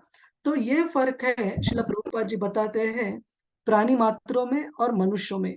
यहाँ पर चिड़ियों को भी यहाँ अन्न की व्यवस्था की गई है भगवान की दया से, लेकिन वो केवल उतना स्वीकार कर रही है जितनी उनकी भूख है, जितनी उनकी जरूरत है। लेकिन उसके विपरीत एक मनुष्य है, वो इतना लोभी रहता है, ना केवल उसको खुद के पेट भरने की पड़ी रहती है, उसको अपने प्रियजनों को भी इंद्रिय तृप्ति प्रचुर मात्रा में देनी है, और उसके बाद जो भी कुछ बचता है खुद की आगे की इंद्रिय तृप्ति के लिए वो संचय करेगा, या फिर उसको बेचकर धन संचय करेगा, धन को प्राप्त करेगा। तो श्रील प्रभुपाद जी हमें ईशोपनिषद के तात्पर्य में बताते हैं कि कैसे हमें इन प्राणी मात्रों से सीखना चाहिए, ये जानना कि ये जो बचा हुआ अन्न है, बचे हुए जो भी चीजें हैं, वो भगवान ने मेरे मेरे इसके लिए इस्तेमाल के लिए नहीं रखी है, किसी और व्यक्ति के जरूरतों के लिए ये चीजें रखी हुई है, और इसलिए मैंने उसको चुरा कर नहीं लेकर जाना चाहिए। गाय का उदाहरण हमने शुरू में देखा कि गाय जो भी दूध देती है, भगवान की कृपा से वो ज्यादा देती है, अपने बछड़ों की जो भी जरूरत है उससे ज्यादा गाय दूध देती है, ताकि मनुष्य उस दूध का स्वीकार करके आध्यात्मिक जगत में प्रगति कर सके। और श्रील प्रभुपाद जी बाद में बताते कि इस भौतिक जगत में सामान्यतः अभी 2 प्रकार के जो सामाजिक व्यवस्थाएं हैं उससे कार्य चल रहे हैं। एक जो सामाजिक व्यवस्था है जिसे कहा जाता है कम्युनिज्म। कम्युनिज्म मतलब साम्यवाद। तो कम्युनिज्म का जो बेसिक अंडरलाइंग प्रिंसिपल है वो है कि किसी भी व्यक्ति का कोई भी चीज नहीं है, जो भी पूरे राज्य में देश में उपस्थित चीजें हैं वो सारे राष्ट्र की है, वो सारे स्टेट ओन चीजें हैं। जिसका मतलब है कि आप अगर घर खुद का बांधते हो तो ये घर आपका नहीं होता है, सबसे पहले वो घर स्टेट का, राज्य का हो जाएगा। तो किसी को लगता है कि इससे जो सारे लोग हैं वो काफी सुखी हो जाएंगे, क्योंकि पूरी राष्ट्र की जो संपत्ति है एक व्यक्ति के पास ज्यादा पैमाने में नहीं रहेगी, हर एक व्यक्ति को थोड़े थोड़े हिस्से में डिवाइड की जाएगी, और इसलिए सारे लोग खुश रहेंगे। लेकिन क्या ऐसे सही में है? बिल्कुल नहीं। हम किसी को नेम नहीं करना चाहते यहाँ पर, लेकिन आप देखिए जो देश 20, 30, 40 साल पहले कम्युनिज्म को फॉलो करते थे, वहां की लोगों की आज की अवस्था देखिए, बिल्कुल खुश नहीं है। और जो जहां जो राज्य करता है वो भी राज्य काफी स्टेबल वहां पर नहीं है, हमेशा उथल पुथल चलती रहती है, लोग भी बिल्कुल संतुष्ट नहीं है, और काफी डिस्क्रिपेंसी डिस्क्रिपेंसी मतलब जो अमीर है, कुछ लोग बहुत अधिक मात्रा में धन संचय फिर भी कर पा रहे हैं, और कुछ लोग इतना सब कम्युनिज्म का तत्वज्ञान फॉलो करने के बाद भी उनके पास जीवनावश्यक वस्तुओं की कमी है। तो श्रील प्रभुपाद जी बताते हैं ये जो साम्यवाद है वो भौतिक स्तर पर अगर हमने देखा तो कभी लोग खुश नहीं हो सकते। और दूसरी जो सामाजिक व्यवस्था है वो है कैपिटलिज्म। तो पहला था कम्युनिज्म। कैपिटलिज्म में क्या कहते हैं कि धन को या शक्ति को संचय करने की उसमें परमिशन रहती है, जो प्रभावशाली लोग हैं वो एकत्रित कर सकते हैं। तो क्या हो जाता है, ऐसे धनवान व्यक्ति जिनके पास धन नहीं है वैसे व्यक्तियों को शोषण करने लगते हैं कैपिटलिज्म में। तो इसलिए और प्रतिस्पर्धा काफी ज्यादा बढ़ जाती है, कट थ्रोट कंपटीशन। तो श्रील प्रभुपाद जी बताते हैं, क्या आप ये दोनों सामाजिक व्यवस्था कंपेयर कीजिए, कैपिटलिज्म मतलब पूंजीवाद या कम्युनिज्म या साम्यवाद, इन दोनों में लोग कभी पूरी तरीके से खुश नहीं हो सकते। लेकिन जो वर्णाश्रम, जो वैदिक वर्णाश्रम संस्था है, उसमें श्रील प्रभुपाद जी बताते हैं कि ये जो साम्यवाद है किस प्रकार से समझते हैं हम, सब कुछ हमारा तो नहीं है, लेकिन केवल राज्य का नहीं, लेकिन भगवान कृष्ण का है। और जब इस तरीके से हम समझने लगते हैं इस पर्टिकुलर तत्व को, मुद्दे को, तो फिर सारे भौतिक जगत के जो लोग हैं वो एक साथ आ सकते हैं और उनके दुख भी मिट सकते हैं, अगर हम भगवान के आधार पर, भगवान को केंद्रित कर कर इस साम्यवाद का जो तत्व है उसको स्वीकार करते हैं। तो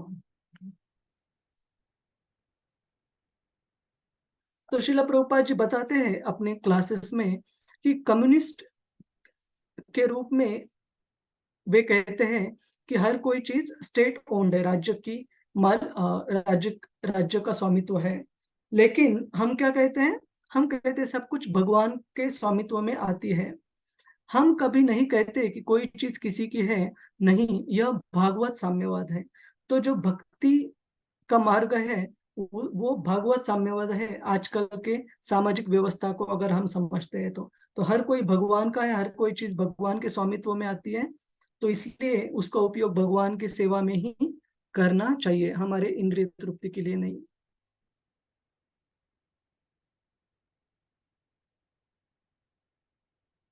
हरे कृष्णा। ये कोई आप में से पढ़ना चाहेगा ये स्लाइड?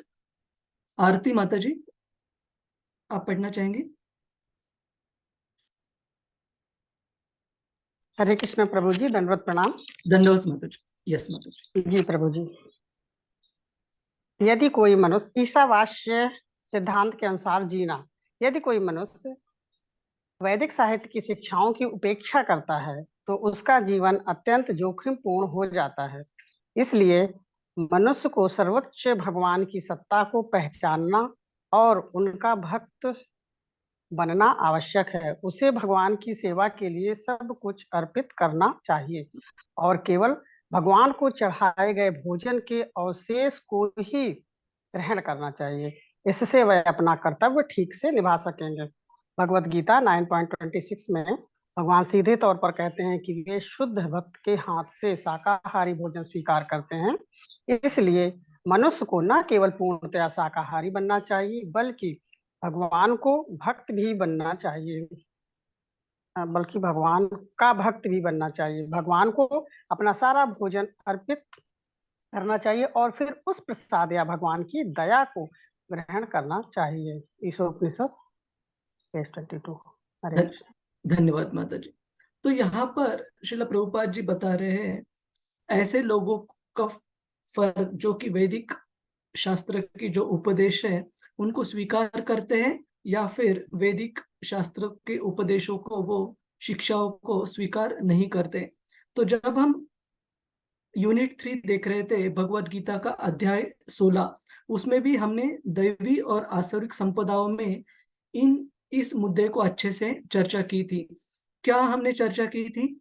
जो शास्त्रों के उपदेशों को स्वीकार करते हैं और जो स्वीकार नहीं करते हैं, इन दो प्रकार के मनुष्यों में हमने एक कैटेगराइजेशन वहां पर दिया है भगवान कृष्ण द्वारा। क्या है वो कैटेगराइजेशन? करिश्मा माता जी। अध्याय क्रमांक 16 भगवत गीता, दैवी और आसुरिक संपदाएं, उसमें भगवान कृष्ण एक श्लोक बताते हैं कि जो कि वैदिक शास्त्रों के उपदेशों को स्वीकार नहीं करता है, उन व्यक्ति को क्या कहते हैं भगवान कृष्ण?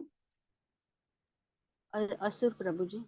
असुर, करेक्ट। नास्तिक भी कहते हैं। काम कारतः प्रभु जी, वो भी उसका अगेन माता जी। काम कारतः जो whimsically कार्य करते हैं।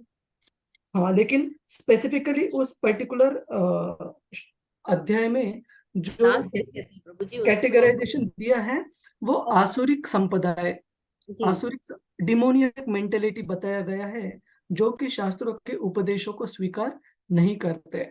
और यहाँ पर श्रील प्रभुपाद जी बताते हैं कि इस प्रकार का जीवन मान जो जिसमें कि हम शास्त्रों के उपदेशों को स्वीकार नहीं करते, ये जीवन बहुत जोखिम पूर्ण जीवन है। जोखिम मतलब इसमें बहुत खतरा है। क्यों? क्योंकि मृत्यु व्यक्ति की कभी भी आ सकती है, किसी भी समय आ सकती है।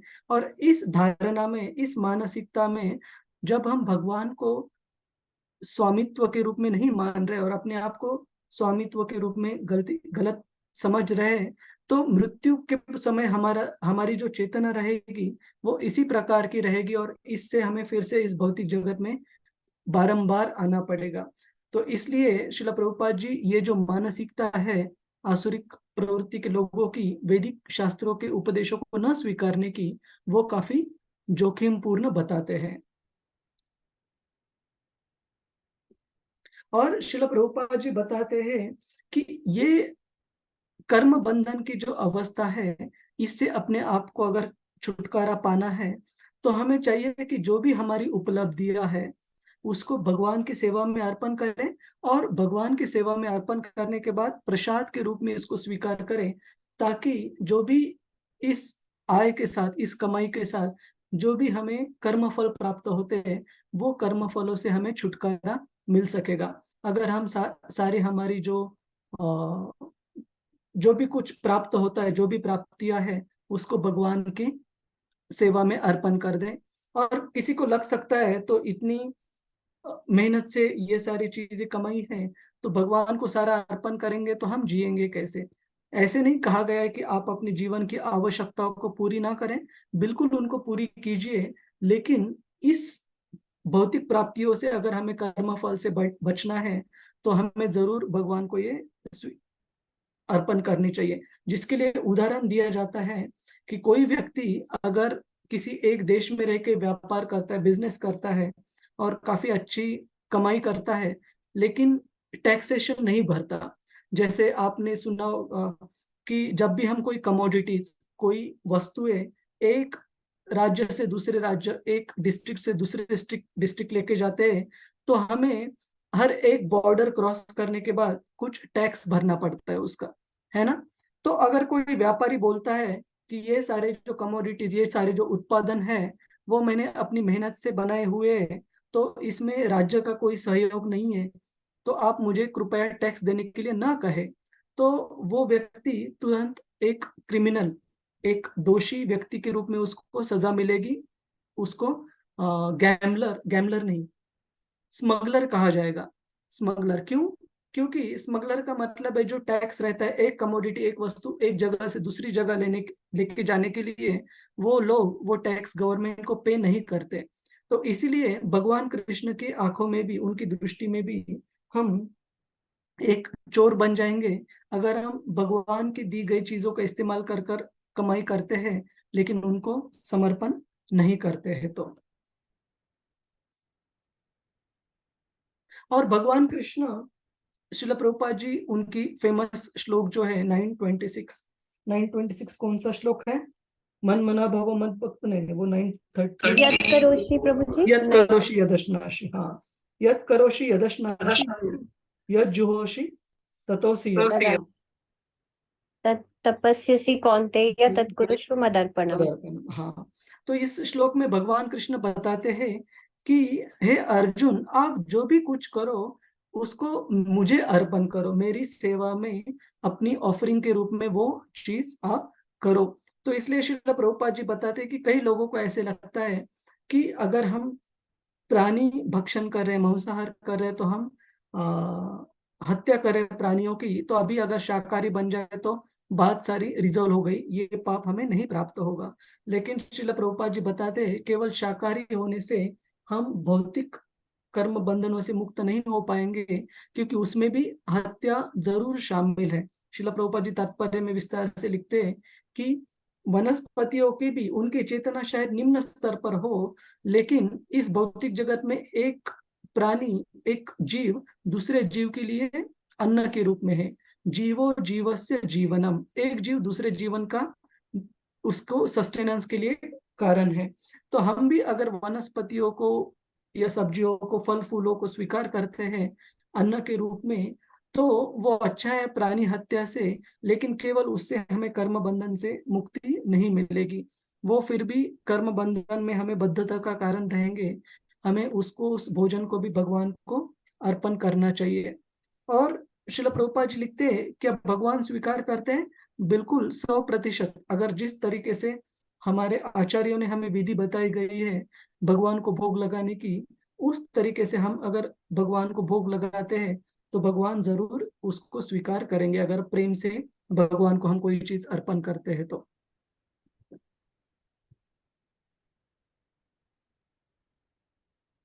इसलिए हमें किसी भी चीज को उपेक्षा से नहीं लेना चाहिए। तो हमें कृष्ण की संपत्ति, कृष्ण के जीवित प्राणी, कृष्ण के घर, कृष्ण के मंदिर, कृष्ण के व्यवसाय की देखभाल में लापरवाह नहीं होना चाहिए। इसका मतलब है हमारे जीवन में जो भी हमें कोई विशेष कार्य भगवान की सेवा में प्राप्त हुए हो, जैसे हमारे में से अलग अलग भक्त अलग अलग जगह पर जॉब कर रहे हैं और अपनी कौटुंबिक जिम्मेदारियों को निभा रहे हैं, जैसे संजय प्रभु है, मैं हूँ, आरती माता जी है, श्री हरिप्रिया माता जी और बाकी भी जो भी भक्त है, अलग अलग कार्य हमें प्राप्त हुए। तो शास्त्र के अनुसार इन सारे कार्यों को हमने समझना चाहिए। ये जो नौकरी मैं कर रहा हूँ या कर रही हूँ, ये साधारण नौकरी नहीं है, ये भगवान कृष्ण ने दी गई मुझे जिम्मेदारी है। मेरी घर वालों को उनकी कृष्ण भक्ति में पालन पोषण करने के लिए, उनकी कृष्ण भक्ति में आगे प्रेरणा बढ़े, इसलिए प्रयत्न करने के लिए। तो मुझे चाहिए कि इस सेवा का मैं पूरी तरह से इसको मन लगाकर इस सेवा को करूं, ताकि मैं कृष्ण भक्ति में आगे बढ़ सकूं और मेरे प्रियजनों, बाकी लोगों को भी कृष्ण भक्ति में लाने के लिए इसकी मदद हो। इस तरीके से हमने हमारे घर को समझना चाहिए कि ये जो घर है केवल मेरा नहीं है, ये मेरे से पहले भगवान कृष्ण का है और मुझे इस घर को, जो भगवान कृष्ण ने दी गई उपलब्धि है, उसे कृष्ण भक्ति में प्रगति करने के लिए इस्तेमाल करना चाहिए, ना तो मेरी इंद्रिय तृप्ति को पूर्ण करने के लिए। किसी का कोई सवाल है इस मुद्दे को लेकर? हरे कृष्णा। नहीं प्रभु जी। नहीं प्रभु जी। अच्छा सॉरी, ये 926 पत्रम पुष्पम फलम तोयम है, मैंने यत् करो यदच्छिन्नस्य गलत कहा, लेकिन इसमें भी भगवान कृष्ण बताते हैं कि कोई भी व्यक्ति अगर प्रेम भाव से एक छोटा सा पत्ता, फूल, पानी या फल भी अर्पण करता है तो भगवान उसे जरूर स्वीकार करेंगे। तो इस भाव में हमें जो भी कुछ उपलब्धियां प्राप्त होती है, हमने भगवान के लिए अर्पण करनी चाहिए प्रेम भाव से, कभी उसको अपना खुद का नहीं समझना चाहिए। और तीसरे अध्याय में एक श्लोक आता है, 13वां श्लोक, कि अगर ये सारी उपलब्धियां या ये जो अन्न हम बनाते हैं, अगर हम भगवान को अर्पण नहीं करते तो क्या हो जाता है? केवल चोर। प्रभु जी हम सिन ईटर्स ऑफ sin। सिन। हाँ, कौन सा श्लोक है वो? यज्ञार्थात कर्मणो नियतम नहीं, वो 3:17 है। नंबर याद नहीं है।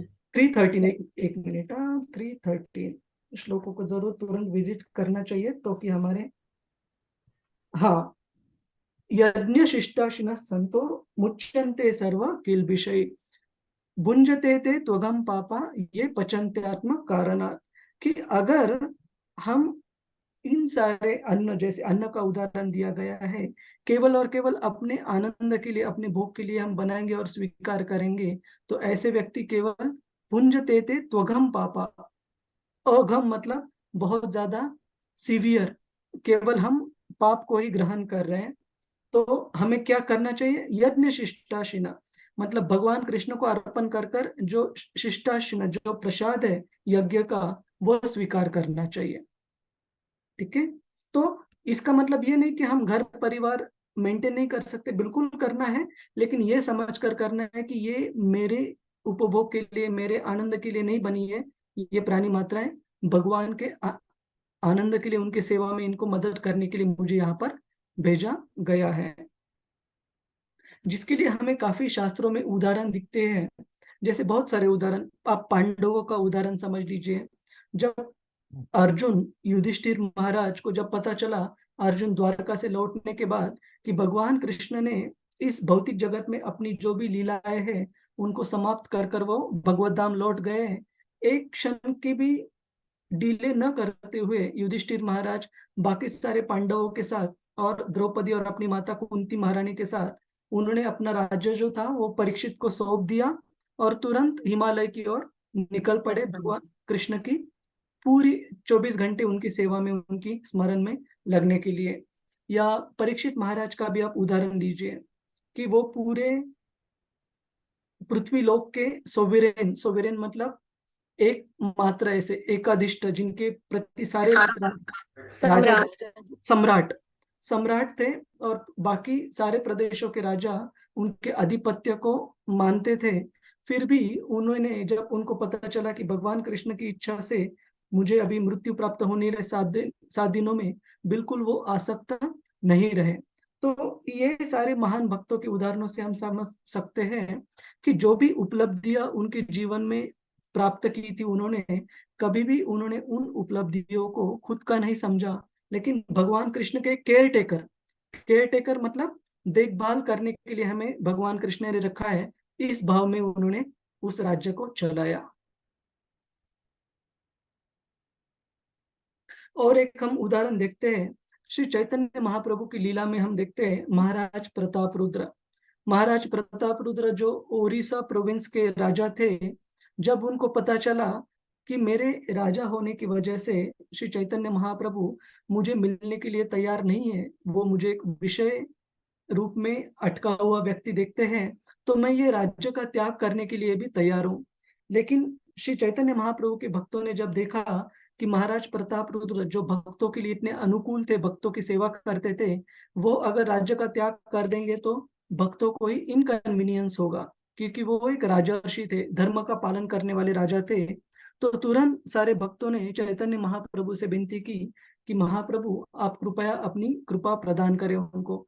तो फिर वो प्रताप रुद्र महाराज भक्तों की विनती के साथ उस राज्य का राजा रहने के लिए तैयार हो गए। नहीं तो राज्य का भी त्याग करने के लिए वो तैयार थे, श्री चैतन्य महाप्रभु की कृपा प्राप्त करने के लिए।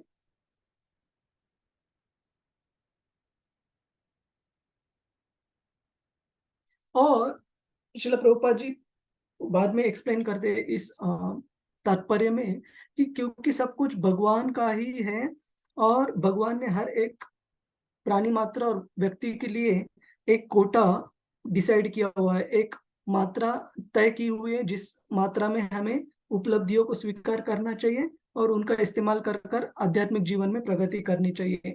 तो उसके बाद ईशोपनिषद में लिखा है तेन त्यक्तेन भुंजयिता, बाकी जो भी चीजें बचती है अपना कोटा होने के बाद, वो समझना चाहिए कि भगवान ने अलग अलग उनके अंशों के लिए, उनके बच्चों के लिए ये चीजें रखी है, ये चीजें मुझे बिलोंग नहीं करते।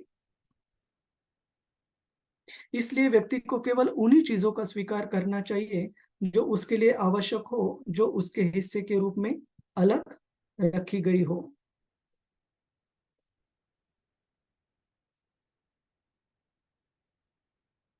हाँ, तो इस पे हमने शुरू में एक चर्चा की थी कि आज के इस करंट अफेयर्स में, आज के इस दुनिया में कैसे हम समझ सकते हैं कि ईशावास्य जो तत्व है इसका न समझ होने के कारण इतने सारे डिस्टरबेंसेस राष्ट्रीय अंतरराष्ट्रीय तरीके से अंतरराष्ट्रीय स्तर पर भी पाए जाते हैं।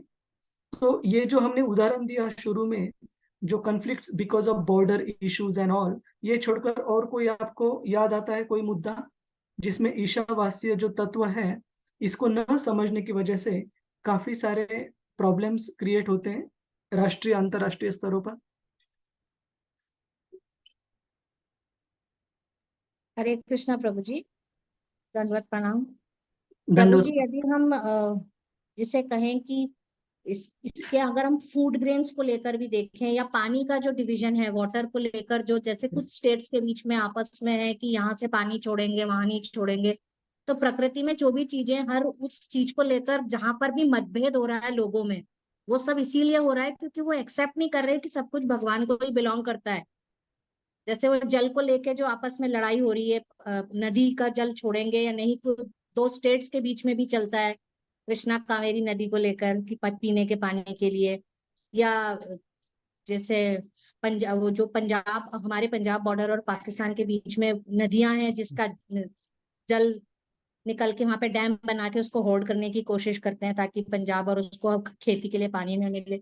तो जो भी चीज जो पंच तत्व से रिलेटेड है, या जैसे अभी मून पर जाने की चीज को लेकर भी, कि किसका स्वामित्व बन जाएगा, कौन पहले लैंड कर देगा वहां पर, तो वो सारे जो उदाहरण है, ये सब यही साबित करते हैं कि सब अपना स्वामित्व ही स्थापित कर रहे हैं उन चीजों पर जो भगवान को ही बिलोंग करती है।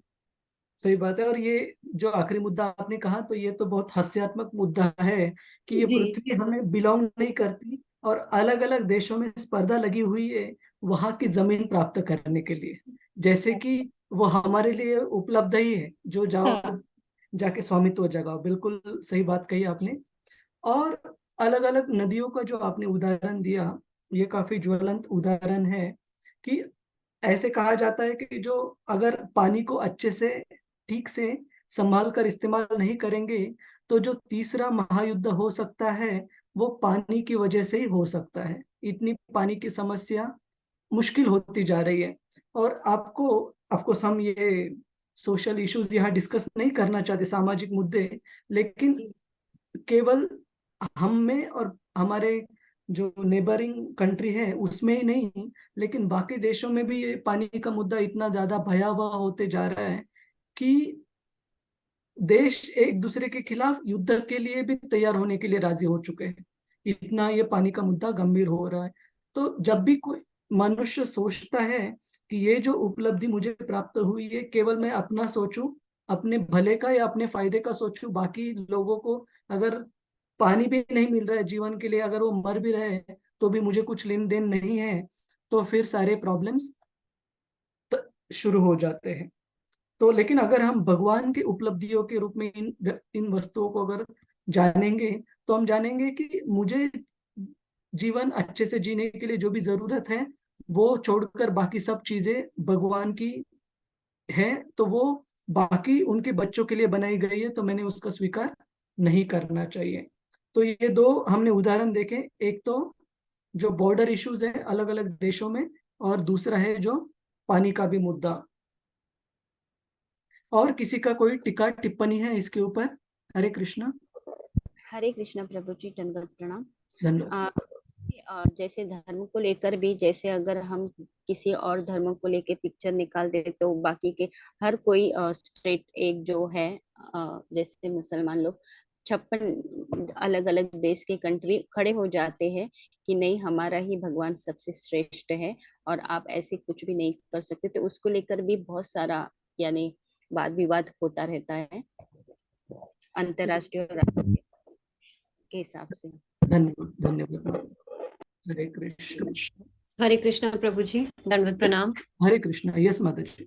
प्रभु जी, जैसा कि अभी ये जो वॉर हुआ था, अभी रशिया का जो वॉर चल रहा था, और जिसकी वजह से इन्फ्लेशन आ गया, और इन्फ्लेशन, रिसेशन, जर्मनी में रिसेशन आ गया, पूरा यूके, यूरोप कितना अफेक्ट हो गया। इतना हुआ कि जो लोन के रेट्स थे, टैक्सेस जो थे, इंटरेस्ट रेट्स, वो इतने हाई कर दिए गए कि ट्रिपल टाइम्स हो गए प्रभु जी यूके में। तो इंसान अफोर्ड नहीं कर पा रहा था, and they became so, I can say, they were not affectionate enough to consider others' problems, you know. तो जो टेनेंट्स थे, उनको बोला गया था कि आप, लिटरली बोला गया प्रभु जी कि आप खाली कर दीजिए अगर आप रेंट अफोर्ड नहीं कर सकते, बिकॉज उनको भी अपने इंटरेस्ट रेट्स के अकॉर्डिंग लोन्स पे करने हैं। तो प्रभु जी, ये सब इन्हीं की वजह से, जिसकी वजह से घर में मिजरीज आती हैं, इंसान की कॉन्शियसनेस अफेक्ट होती है, और अल्टीमेटली ये सभी पूरे पूरे वर्ल्ड में फिर स्प्रेड होता जाता है। जी, सही। हरे कृष्णा प्रभु जी। हरे कृष्णा माता जी, बहुत सही बात कही आपने। और इसका अगर ओरिजिनल कारण देखेंगे तो एकदम मतलब चाइल्डिश दिखेगा इस पूरे युद्ध का, कि एक पर्टिकुलर ग्रुप में इन्वॉल्व होना चाहता है, इंक्लूड होना चाहता है, और उसके नेबरिंग जो भी है पड़ोसी, उनको वो स्वीकार नहीं है। तो वो स्वीकार नहीं है, तो इस स्तर तक बात चली गई कि वो 1.5 साल हो गया फिर भी युद्ध वो नहीं रुक रहा है। जी, काफी मुश्किल हो जाती है इससे। प्रभु जी, इससे आम जनता, जो नॉर्मल पब्लिक है, वो कितना अफेक्ट हो जाती है सही बात। सच में। जी, हरे कृष्णा प्रभु जी, हरे। धन्यवाद। तो श्रील प्रभुपाद जी लिखते हैं कि जीवन के निचले चरणों में कोई तुरंत भक्ति सेवा की गतिविधियों को नहीं अपना सकता। वैदिक साहित्य मनुष्य की कार्यशील ऊर्जा को इस प्रकार नियंत्रित कर सकता है कि वह धीरे धीरे परम सत्ता का एहसास कर सके। तो वैदिक शास्त्र में धीरे धीरे ऐसे उपदेश बताए गए हैं जिससे कि एक व्यक्ति का भगवान की जो स्वामित्व है, उनका जो सोवेरेंटी मतलब पूरे जगत का स्वामित्व, उसको वो धीरे धीरे समझ सके, स्वीकार कर पाए, भगवान को थोड़ी थोड़ी मात्रा में चीजें अर्पण करने से। तो ये जो पूरा ईशावास्य का जो तत्व है, एक साथ जो व्यक्ति बद्धावस्था में शायद वो पूरा नहीं पालन कर पाएगा, लेकिन इसका मतलब है अगर सब कुछ नहीं कर सकता, कम से कम छोटी मात्रा में तो उसको चालू करना चाहिए, शुरू होना चाहिए। और उसके लिए जो वैदिक ग्रंथ है उस हिसाब से उपदेश देते हैं कि आप अगर इतनी मात्रा में प्राप्त करते हो, उसका थोड़ा सा कम से कम हिस्सा भगवान की सेवा में, भगवान की प्रसन्नता के लिए अर्पण कीजिए, ताकि आपकी बची हुई जो संपत्ति है, जो भी आपका गेन है, वो शुद्ध हो जाए। जैसे हम हमेशा उदाहरण देते हैं कि किसी भी व्यक्ति को हम जब हमारी सैलरी आती है, उसमें से इनकम टैक्स कटता है, तो कभी हम ये नहीं सोच सकते कि अरे कमा तो मैं रहा हूँ इतनी मेहनत कर, लेकिन गवर्नमेंट टैक्स क्यों ले रही है, मेरे पैसे क्यों ले रही है। क्योंकि ये समझना चाहिए बाकी फैसिलिटीज, इंफ्रास्ट्रक्चर, सारी व्यवस्थाएं गवर्नमेंट ने की है, तो ये जो टैक्स देना है ये हमारी जिम्मेदारी है, उत्तरदायित्व है, नहीं तो ये पैसे सारे चोरी के पैसे बन जाएंगे। उसी की तरह हम कितने भी मेहनत क्यों नहीं कर रहे हो, भगवान की सेवा में अगर इन सारी उपलब्धियों का हम इस्तेमाल नहीं करेंगे, तो ये सारी उपलब्धियां भी चोरी की चीजें हो जाएंगी, अगर हम भगवान को नहीं समझते हैं तो।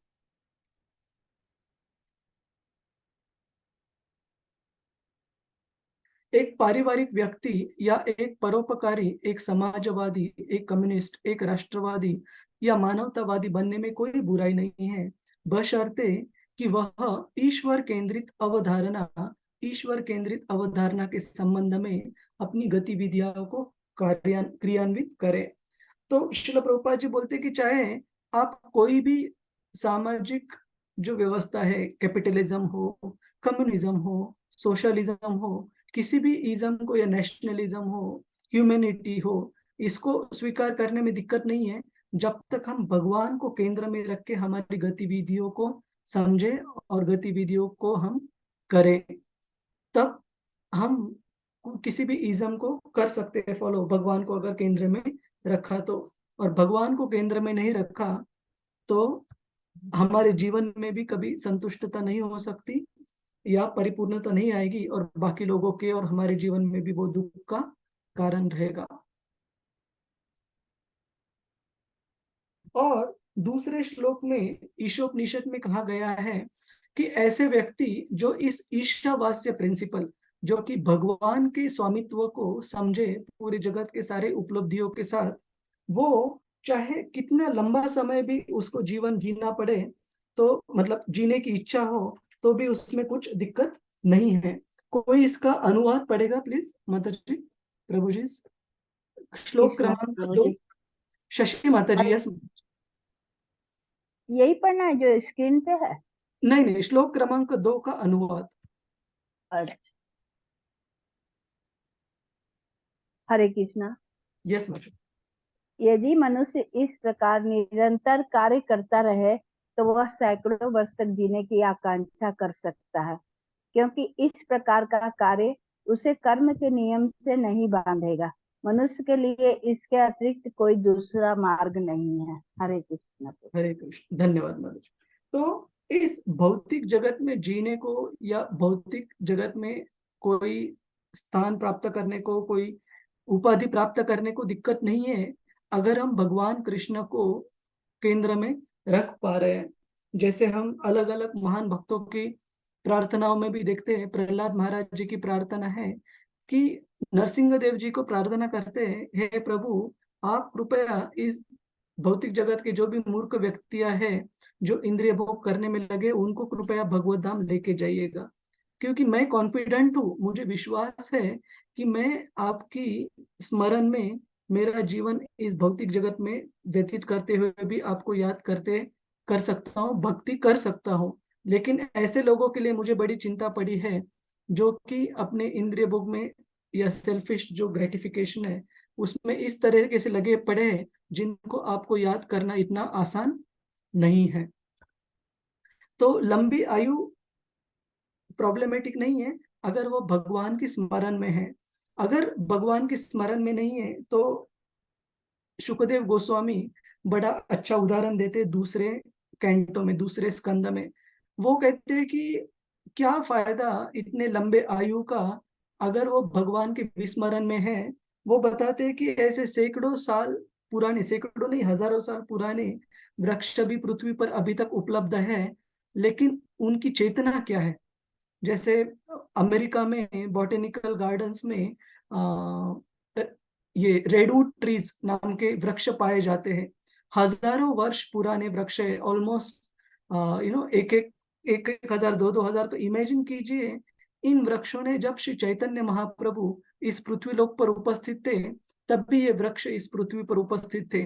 लेकिन कुछ फायदा हुआ नहीं हुआ कि इतने साल उपस्थित होने के बावजूद जो चेतना है वो अभी भी पूरी तरह से शुद्ध भक्त की नहीं है। तो केवल लंबी आयु कुछ उपयोग की नहीं है अगर हम भगवान कृष्ण को स्मरण नहीं करते। उसी प्रकार से शुकदेव गोस्वामी बताते हैं कि केवल सांस लेने से क्या फायदा है। वो बताते हैं कि जो एक लोहार रहता है, ब्लैकस्मिथ, ब्लैकस्मिथ लोहार सबको पता है, हिंदी में लोहारी कहते हैं माता जी। जी प्रभु जी, जी जी प्रभु जी। तो उस लोहार का जो भाता रहता है, अभी तो वो शायद इस्तेमाल नहीं करते होंगे, लेकिन मेरे बचपन में मैं देखता था कि एक व्यवस्था रहती थी भाते की, लोहार की। तो उस भाते से हवा देकर अग्नि को प्रज्वलित किया जाता था जिससे कि लोहा गर्म होता था, उस लोहे को एक विशेष आकार में मोड़ने के लिए। तो शुकदेव गोस्वामी कहते हैं कि उस लोहार के भाते के वैसे ही हमारा जीवन है। अगर हम सांस ले रहे हैं लेकिन भगवान को विस्मरण कर रहे हैं। इसी प्रकार से काफी सारे अलग अलग उदाहरण वो देते हैं शुकदेव गोस्वामी। बोलते हैं कि एक क्षण का भी जीवन बहुत ज्यादा मूल्यवान है जिसमें भगवान के 100% हम स्मरण में रहे। We should be 100% Krishna conscious rather than बहुत लंबी ऐसी आयु जिसमें कि भगवान को हम अच्छी तरह स्मरण नहीं कर रहे हैं, याद नहीं कर पा रहे हैं। तो लंबी आयु प्राप्त करके भी कुछ फायदा नहीं है। तो इस तात्पर्य में श्रील प्रभुपाद जी लिखते हैं कि लंबी आयु प्राप्त करना या बाकी जीवन की उपलब्धियां प्राप्त करना ये गलत नहीं, ये गलत नहीं है, ये दिक्कत नहीं है जब तक हम भगवान को केंद्र में रख के इन सारे उपलब्धियों का इस्तेमाल करें। ठीक है, किसी का कोई डाउट है इसके ऊपर? हरे कृष्णा। नहीं प्रभु जी, नहीं प्रभु जी। दीप्ति साहू माता जी, आपका कोई सवाल है? हरे कृष्ण प्रभु जी, दंडवत प्रणाम। प्रभु जी सवाल नहीं है, लेकिन प्रभु जी बस मैं कुछ एक इंसिडेंट शेयर करना चाह रही थी। प्रभु जी अभी हम नर्सरी गए थे कुछ प्लांट्स लेने, तो बेसिकली प्रभु जी फूल वाले, क्योंकि भगवान को फूल चढ़ा सकते हैं। तो प्रभु जी वहां हम गए और इतने सारे डिजाइनर प्लांट्स होते हैं ना प्रभु जी, जो सिर्फ रखे जाते हैं लेकिन उसमें फ्लावर्स नहीं आते। तो प्रभु जी मेरे मन में तब भी यही ये मतलब ये रियलाइजेशन हुई कि ये बेचारे ऐसे हैं कि देखिए भगवान को जो फूल वाले पौधे होते हैं कम से कम वो भगवान को फूल चढ़ाते तर जाते हैं, लेकिन ये तो हम भगवान को भी नहीं चढ़ा सकते। तो मतलब बस प्रभु जी मैंने सोचा मैं ये शेयर करूं कि ये कितना हमारे हर जगह लाइफ में भगवान ईशावास्यम जो प्रिंसिपल है, तो ये तो कितना व्यापक है। और अगर हम सच में सोचते रहे, अगर हम भगवान से कृष्णा सेंटर्ड कार्य करते हैं तो हमारे मन में हमेशा यही भाव रहते हैं भगवान से कनेक्टेड। जी हरे कृष्ण। धन्यवाद दीप्ति माता जी। और श्रील प्रभुपाद जी अपने तात्पर्य में भी अलग जगह पर लिखते हैं कि ये जो इस प्रकार के पेड़ पौधे हैं जो फल फूल नहीं देते हैं, ये एक प्रकार के मतलब पेड़ पौधे में भी अलग अलग कैटेगराइजेशन है, अलग अलग स्तर है। इसमें से भी ज्यादा पापमय कार्य करने वाले जो जीव हैं उनको जन्म मिलता है कि वो फल फूल ऐसे नहीं निर्माण करते जो भगवान को अर्पण कर सके। तो सही बात है। और जैसे आपने कहा कि ऐसे पेड़ पौधे को वो अपॉर्चुनिटी वो अपॉर्चुनिटी प्राप्त हो रही है, अवसर प्राप्त। हाँ वो अवसर प्राप्त हो रहा है कि उन फल फूलों को अगर जाने अनजाने में कोई भगवान को अर्पण करता है तो उनको भी फायदा होगा, लेकिन बाकी पेड़ पौधों को वो अवसर नहीं प्राप्त है, तो उनको वेट करना पड़ेगा।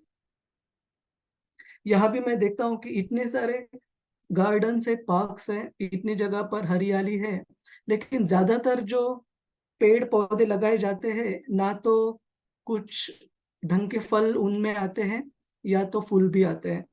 तो सही में मतलब पेड़ पौधे होने के बावजूद वो पूरी तरह से अपनी सेवा नहीं अर्पण कर पाते। जी।